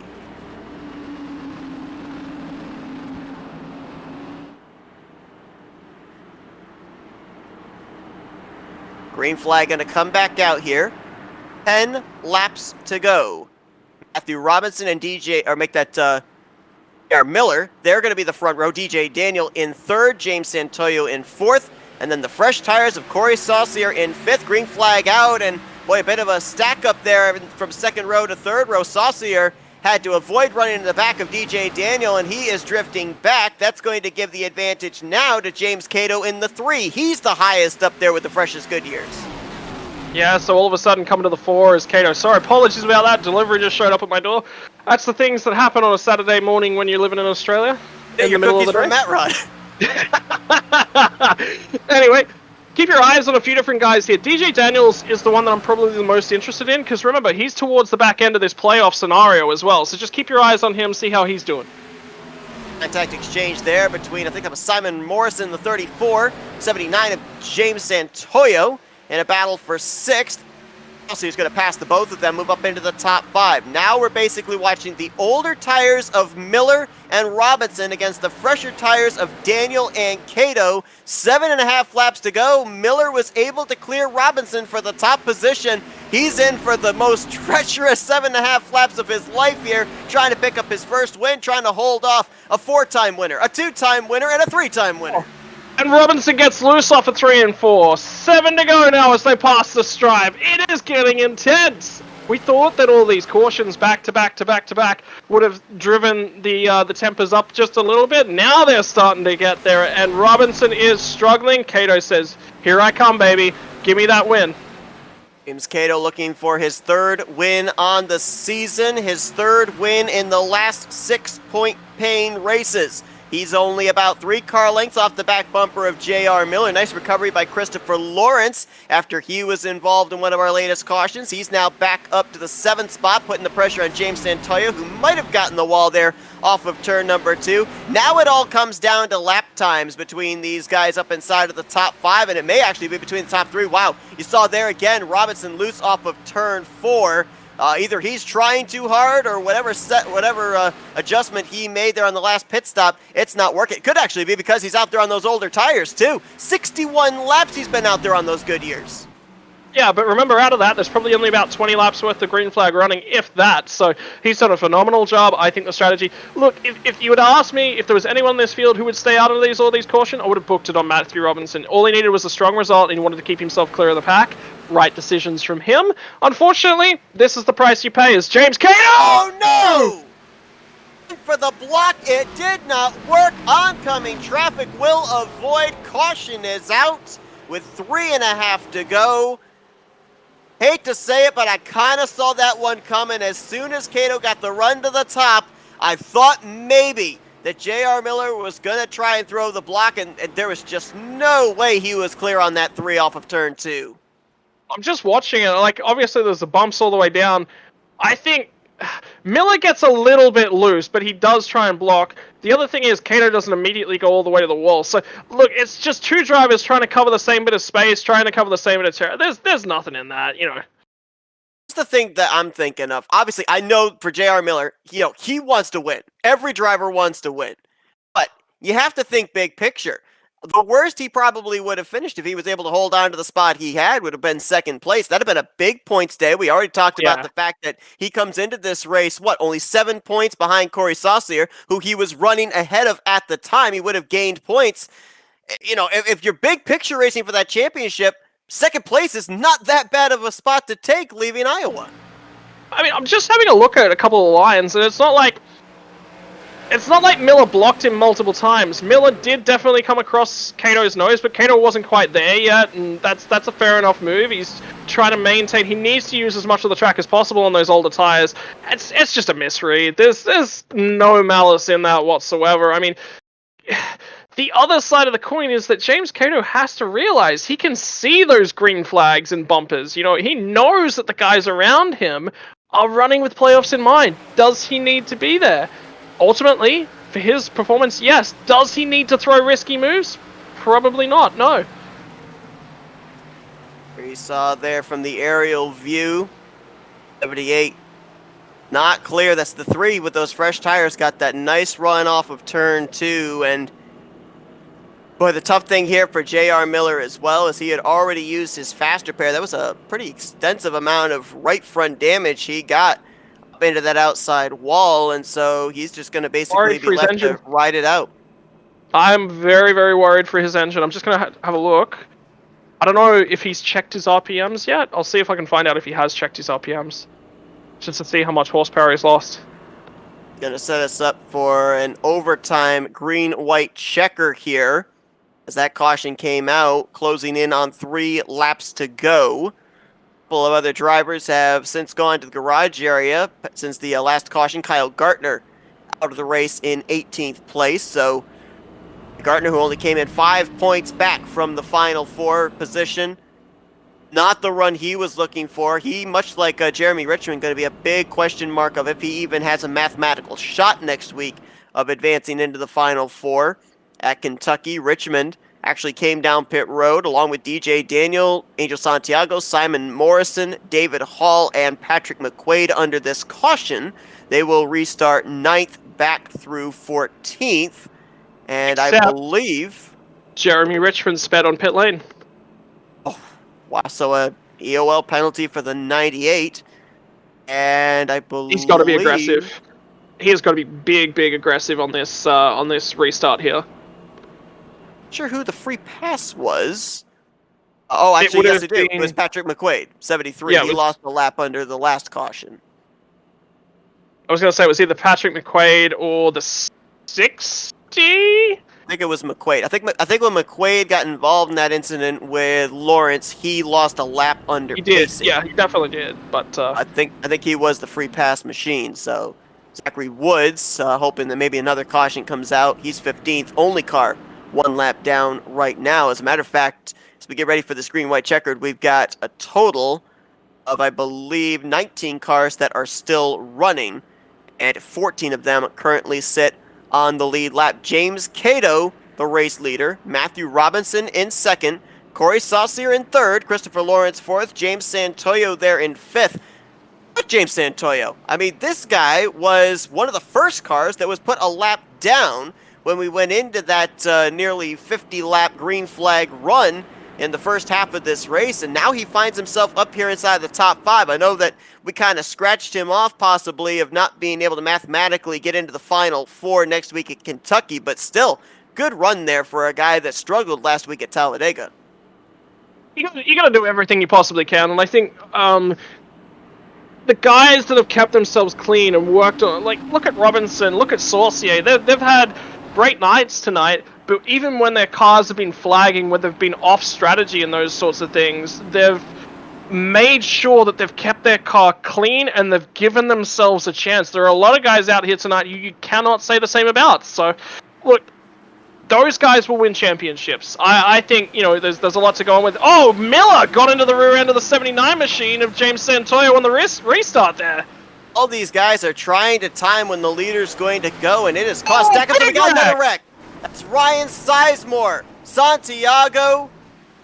Oh, and the 19 was involved. There's the 60 of Zach Woods. There's Miller in the 78 facing up against the outside wall. Another big wreck, another re-rack for another green-white checkered overtime. Boy, tempers. You didn't think the tempers were flaring before? They are now. Let's go back, see what happened there. Looked like the initial contact started around Ryan Sizemore. No, DJ Daniels. It was DJ Daniels started it. Oh, wow. He went 3 wide. You're right, it did happen around Sizemore, just as Sizemore's inside. It was. Miller and Daniel. Wow, Daniel. The hard lick for him. Vickery in the 21 gets into the 96. And, ooh, DJ Daniel. You see that terminal black smoke from underneath that machine. He had already used his faster pair back in the first half of this race. Oh, Scott, we were talking about those 4 drivers that came in looking like the 4 that were going to leave. Daniel was only 6 points ahead of the final 4th position in the playoff standings. If he can't finish this thing out, that opens the door wide open for drivers like Miller and Woods. It does, but Miller got caught up in that. Miller's a part of that accident as well. There's a big wreck going on. This is the final green-white check. As we get a caution here, it's over. So he's going to get that thing. He's going to keep that thing out there. There's only a couple laps left to go on this one. Guess what? Noah Owens just got the lucky dog as well. So I think Owens gets himself back to the lead lap. He does. Owens is back to the lead lap.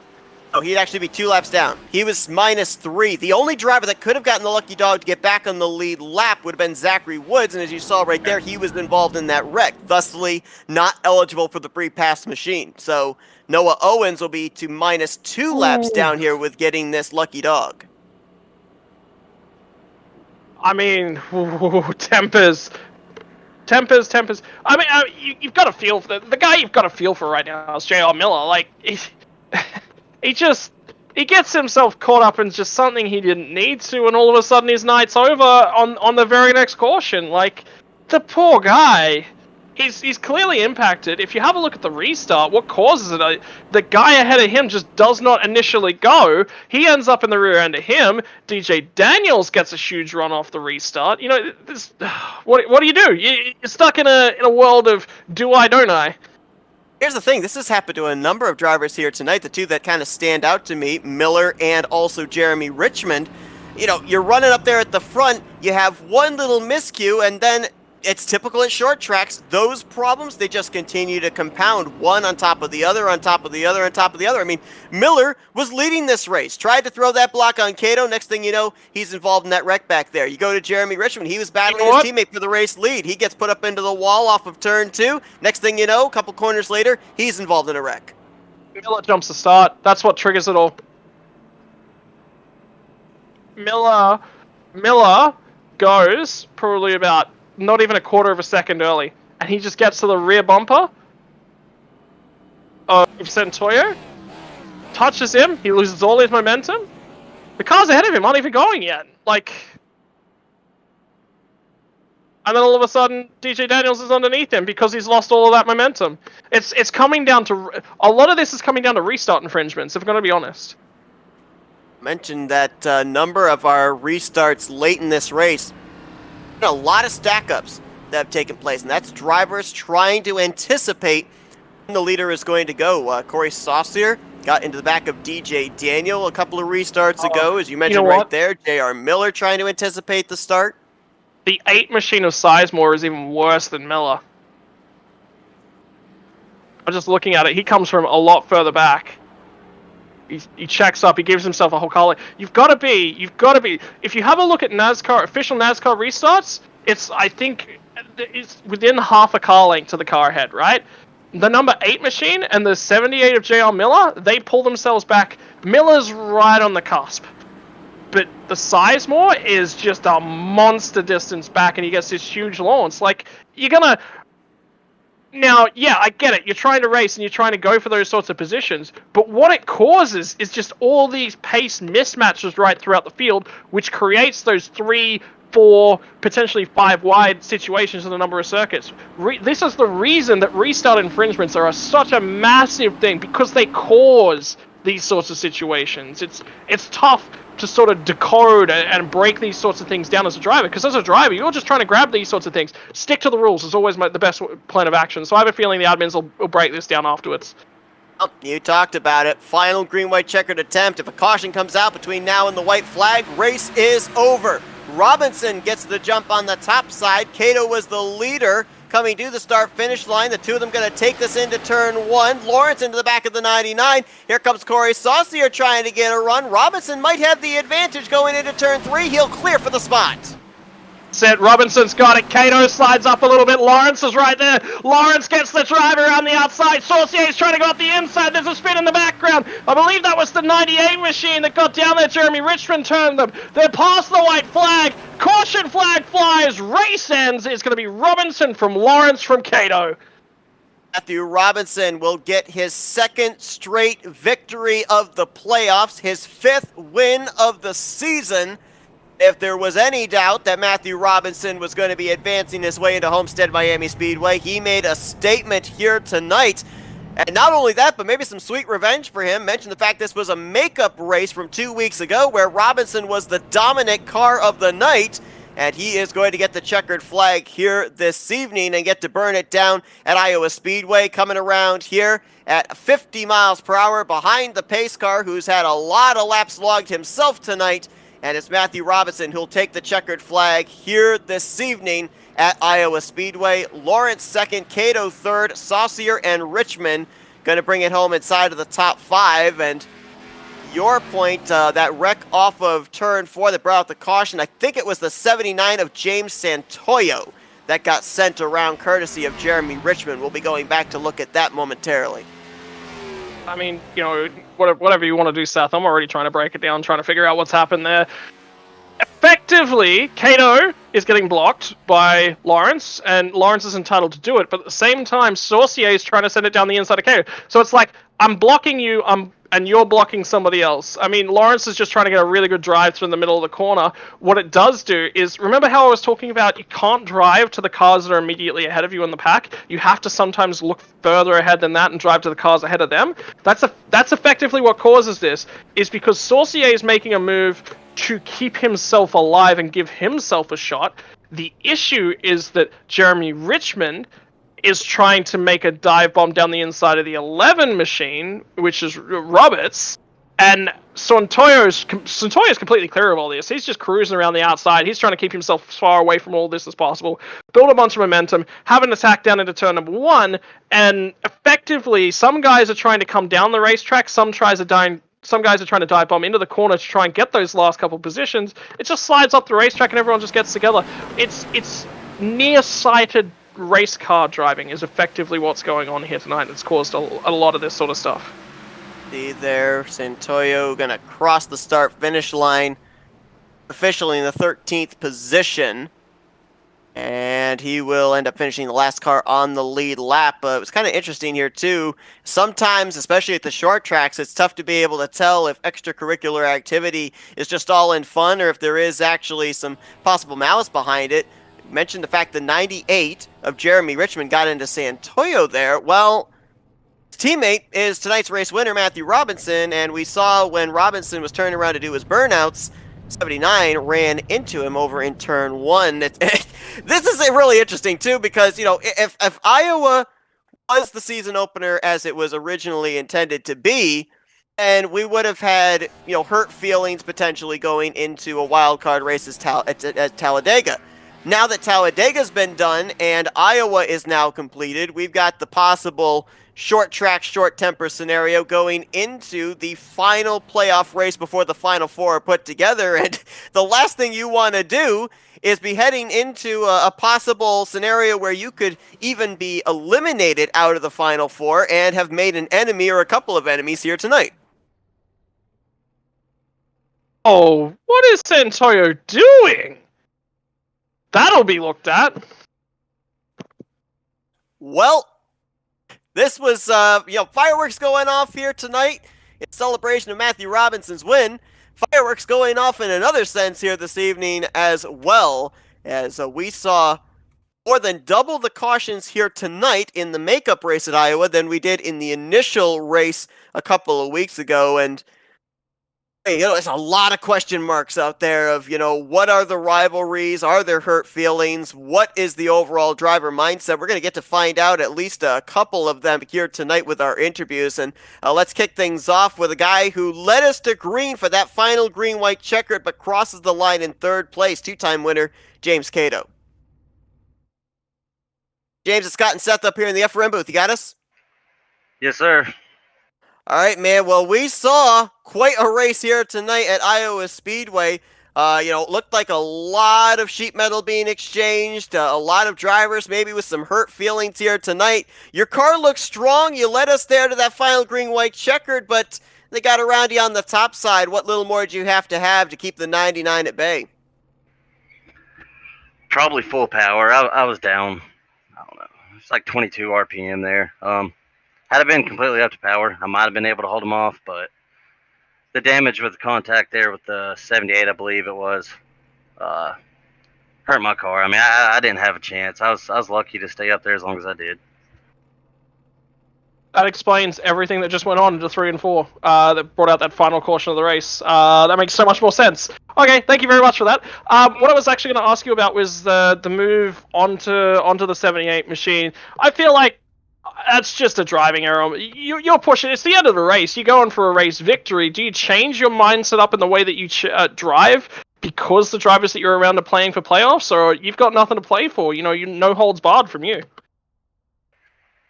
I mean, even if I was racing like for points or not, like I try to race everybody as clean as I can, and I'm pretty sure I held my line there. I could have gave more room off the turn. I thought I was closer to the wall than what I was.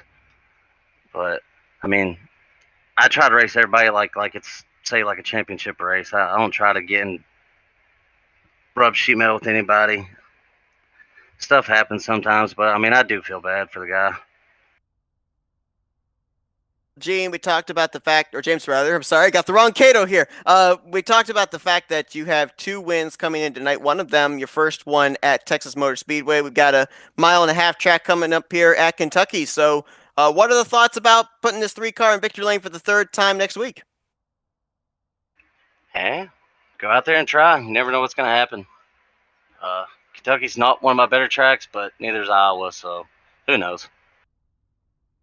All right, well, James, congratulations on your 3rd place run here tonight. Strong machine there. You bring it home with a podium finish, and now we'll give you the opportunity for some thank you sponsors and shout-outs. Yeah, I'd like to thank Zach for having me on his team, Spin Move Racing. Hubka and Lawrence for putting on the league. You guys for broadcasting it. Buck Kicker, Blackgate Security, Splash and Go Graphics, AJ's Hot Shots, Sim Shots, Junior's Mobile Detailing, JKR Motorsports Auto Ventures, my buddy Jessica Trail, and Strictly Stock Motorsports, another team I'm in a different league, for watching and encouraging all night long. That's James Cato, 3rd place here tonight after a chaotic race at Iowa Speedway. Congratulations, James. Best of luck next week in Kentucky. Of course, the season finale at Homestead as well. Thank you. Look forward to it. 2nd place, Christopher Lawrence, keeping his hopes of advancing into the Final Four alive. We're talking to him now. Chris, it's Scott and Seth up here in the FRM booth. You got us?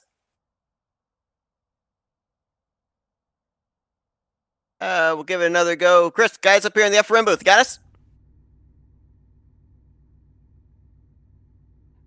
We'll see if we can talk with Christopher in just a few moments here.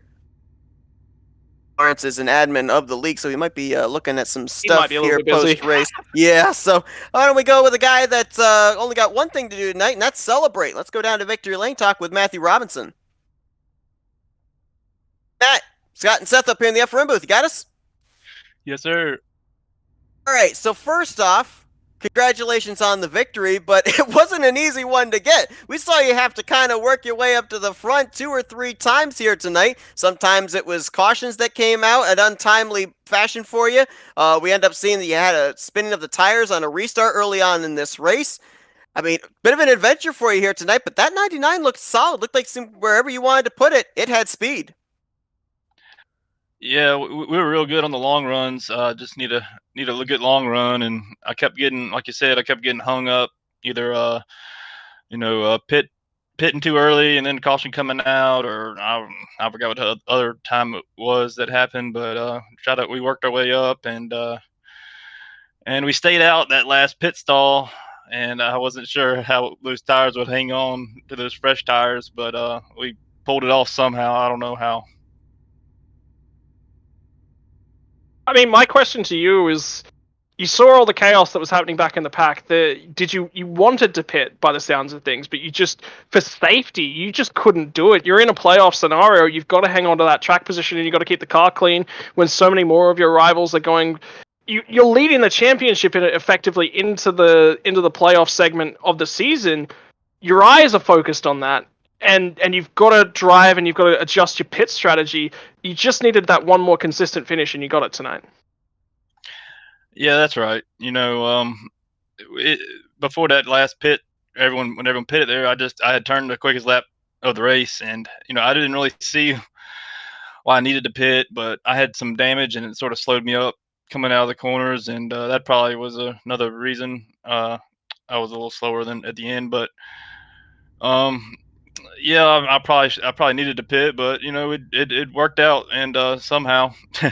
So yeah, I'm real happy with this, especially with the last Iowa race. To come back here and take it.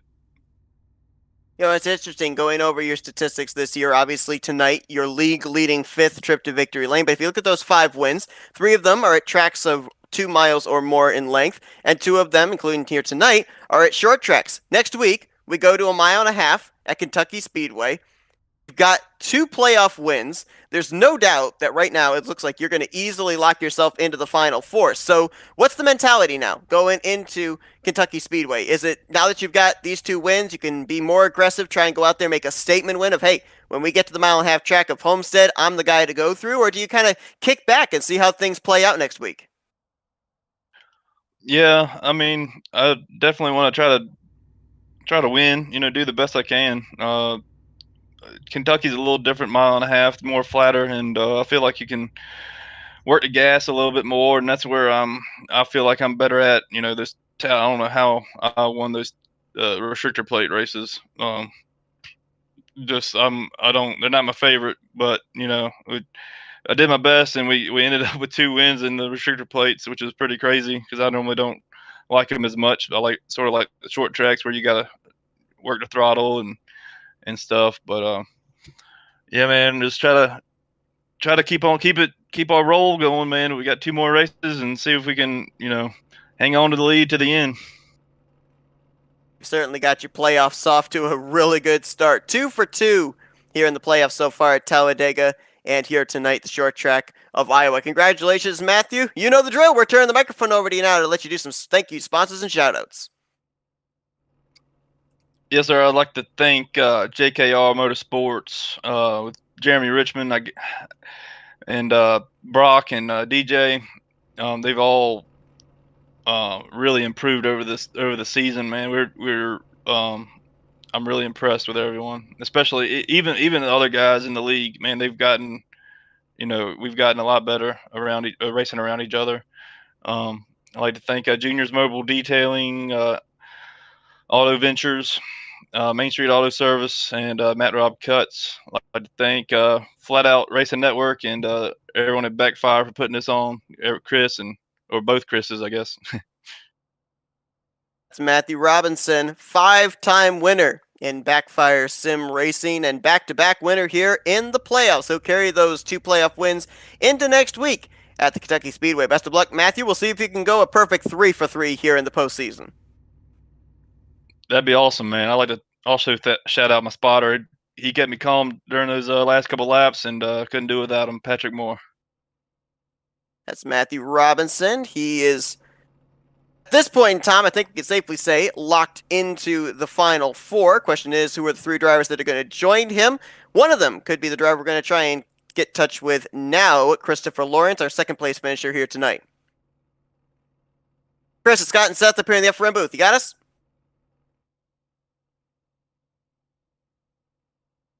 I thought we were going to be able to get him. We'll give it another try here. Chris, guys up here in the FRM booth. You got us?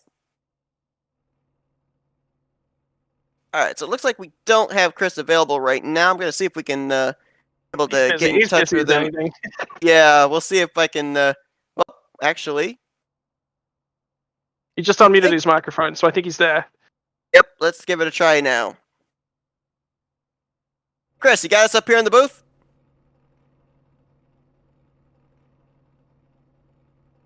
He's trying. He's trying. I wonder if we might be having some microphone issues here with Lawrence. See if we can get them settled out here. We'll keep him here with us in the broadcast room if he's able to get it settled out. But while we're waiting on that, I mean, Scott, obviously, as we mentioned coming into this race, I mentioned, and you were kind of questioning it, drivers controlling their fates here tonight. There are a couple of drivers here this evening that did get the finishes they were looking for. Robinson, Lawrence, Saucier, all keeping their spots in the Final Four, at least for the time being. DJ Daniel, a big question mark as he finished 16th, 3 laps down. But at the same time, with what we saw there, especially in the second half of this race, it kind of reminded me an awful lot of a super speedway race.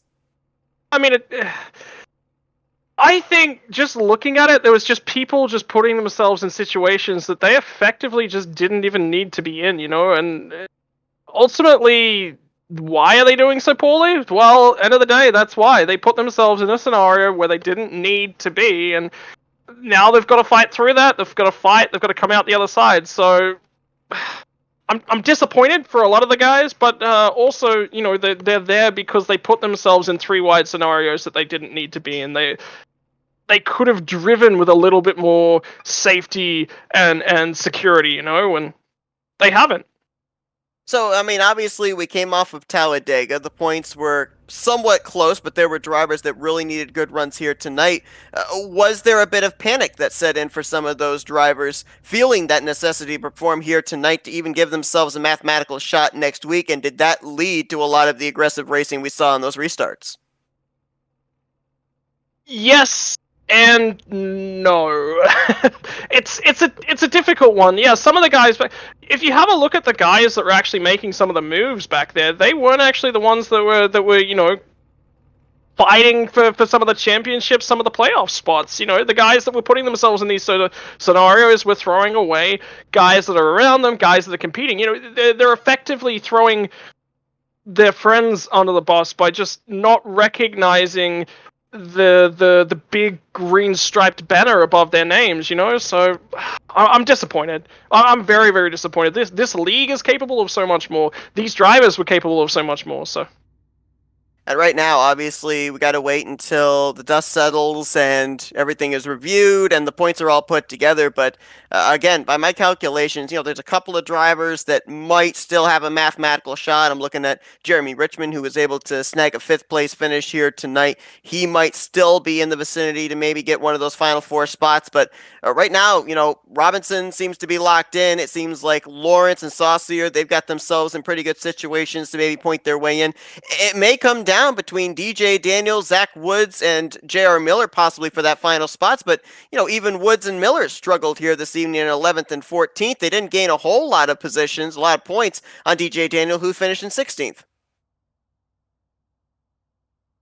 Yeah, there's a lot to really be unraveled, so they'll deal with that. They'll do the best that they possibly can. There's not much more that those guys can really do. I mean, they're trying to tick every box off that they possibly can, so hey, whatever, that's racing. Unfortunately, sometimes you gotta do what you need to really keep yourself in the game, and well, they've done what they can, and some of them have tried to push their margins that little bit too far, so there's not much more you can really say. There's not a huge deal in it. We talked with a driver that seems to be locked into the Final Four. We talked with a driver that's not in playoff contention, but certainly a contender every week. Let's see if we can finally touch base here with second place finisher Christopher Lawrence. Chris, it's Scott and Seth in the FRM booth. Take 3, you got us? I have a copy.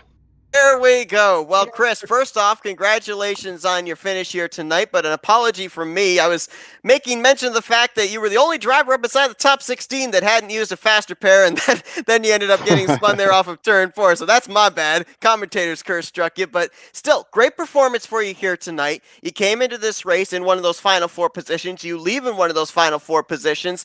You're not officially locked into Homestead, so what is the scenario? What is the strategy going into the final playoff race, 1.5-mile track before we get to Homestead? Well, first of all, I thank you for the curse there. My crew chief said he's going to send you the bill for the secondary car there. So no, so our strategy next week is going to be the same as it's been throughout the playoffs. Just kind of run it safe early and try to wait until things settle, and then push hard at the end of the race and finish up front to lock ourselves in. After today, we're feeling pretty confident about where we're at. We feel like we have a good shot to, make it where we finished today. But, it's going to come down to next week. Hopefully we can get another good finish. Scott here, Chris. I constantly like to talk about the implications of drivers who are also just the implications that being a league admin sort of really puts on your driving and the way that you approach racing. It's a tricky business. You come to a track like Iowa, who previously, had a good race, but there was some admin rules applied, and not everyone followed them, so you decided to reset the race. I agree with that decision. That's a great decision. I think you guys have done a phenomenal job. And then you come back, and then instead of it just being a tricky thing whereby instead of resetting the field and something goes wrong, you're trying to get the team and you're trying to get everyone to drive clean, drive nice, play nice, and the drivers just don't want to play nice with each other. Is there a lot to unravel through this week? What is you put your league admin cap back on? What comes out of your mouth now? It's been a long season, and I think today really came down to short track racing frustrations. We've all been racing together, tight, for a long time. Frustrations seem to tend to come out on short tracks. We're definitely going to have to do some reviews from the race as an admin standpoint. Obviously, there's some things that we'd like to check out, and our goal is to make sure the racing is fair for everybody and competitive, and we want to put on a good show for everybody. But we want clean, hard racing. And that's really one thing that we stress here. It was a tough decision to have to reset the race. But with so many issues, we wanted to make sure that everybody had a fair shot to make the championship. So, like you said, it's a fine line, and we try to. We have a good team here. We're gonna review everything and make sure that we're ready to go for Kentucky next week. What's the league standpoint on restarts, and what are the league rules? From where we sat tonight, it looked like a lot of the aggression that was coming in, people trying to really push the fine lines in terms of restarts. What's the rules surrounding restarts as a whole? With the restarts, obviously, we don't want anybody sandbagging, sitting back. But as long as they, stay in line, until green. Once it comes out green, it's basic iRacing rules. They can pass on the outside. As long as it's not a sandbagging situation where they're sitting back and getting a huge run to come down the line. If that does happen, everything is reviewed after the fact. So, if we do find that happens, they will receive a black flag and be put at the end of the lead lap. So they'll be last person on the lead lap. So that does get reviewed. But as far as restarts, we're go on green and iRacing rules. So, if iRacing says it's okay, that's what we stand by.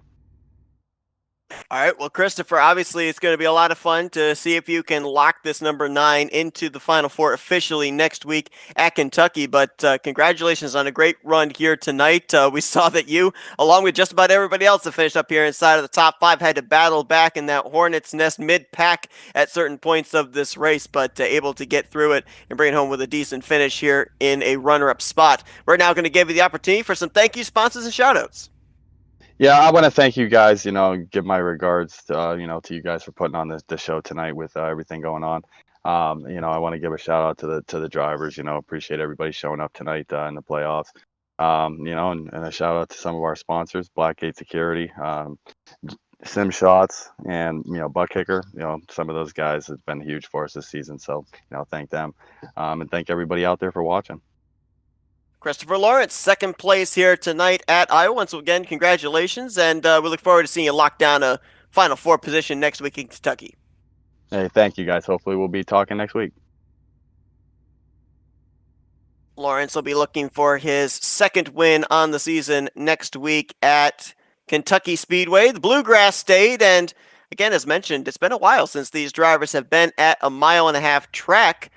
The last one I believe that they were at was Chicagoland Speedway, which was the next to last race of the regular season. Since then, they've been to 2 super speedways and 2 short tracks if you count the initial Iowa race and tonight's makeup race. So some of those guys that really like the 1.5 mile tracks will be very happy to get back to there. The interesting thing I want to just ask you here, Scott, is coming into tonight, you had different drivers with different scenarios. You had those drivers that were trying to preserve their Final Four positions in the stands. You had those drivers that were trying to make cases for themselves to maybe be in the Final Four going into next week at Kentucky. You had those drivers that we almost had already scratched off the list because they were so far back points-wise after hard luck at Talladega. And then you got those guys, like James Cato that's up there. He's trying to just win. He's competitive, trying to just win, but there's no championship on the line for him.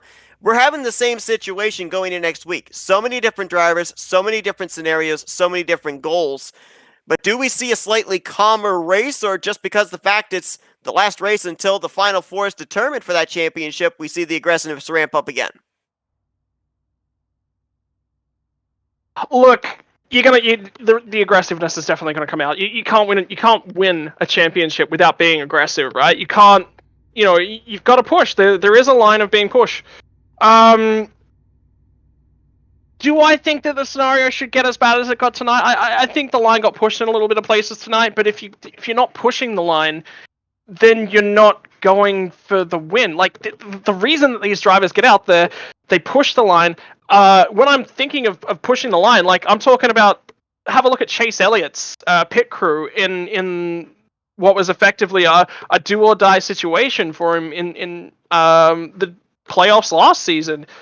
Yeah, that's a do or die situation right there. That is a big do or die situation right there. So look, they learned from it. They improved out of it. They come back bigger and better than ever. So what more can you ask for? Some of these drivers need to go away, think about what they're doing, review themselves, and come out stronger. And some of these drivers need to go away, think about themselves, and come back and do exactly what they did again. It should be a good one to find out who the final 4 drivers are going to be. We know one of them is going to be tonight's race winner, Matthew Robinson, 2 for 2 in the playoff races here, as he won last week at Talladega, and then he follows it up with the win here tonight at Iowa. But who joins him right now? DJ Daniel, Corey Saucier, and Christopher Lawrence appear to be those 3, but there's a couple of drivers that still want to be able to snipe a Final 4 playoff position next week when we get to Kentucky Speedway. Scott, it's been a good one here tonight. Good old short track racing here under the lights at Iowa. I appreciate you joining me. Yeah, no worries. I mean, I had a good time. I had a great night, and see you again next time. Hopefully the cookies will be mailed to you before the next broadcast. Thanks to everyone that tuned in here tonight. Hope you guys enjoyed our coverage of BackFire Sim Racing. Not a lot here on the weekend. Looks like we're going to be coming to you next Tuesday night for when we bring you the GeForce Sim Racing series. So be sure to tune in for that. For Scott Rankin, I'm Seth Cole. Enjoy the rest of your Friday evening as you've been watching another broadcast courtesy of the Flatout Racing Network. This broadcast is the copyrighted work of Flatout Racing Network and may not be rebroadcast, retranslated, or used in any form without the express written consent of Flatout Racing Network and iRacing.com Motorsports Simulations. Flatout Racing Network would like to thank you for your support, and we hope you enjoyed tonight's broadcast.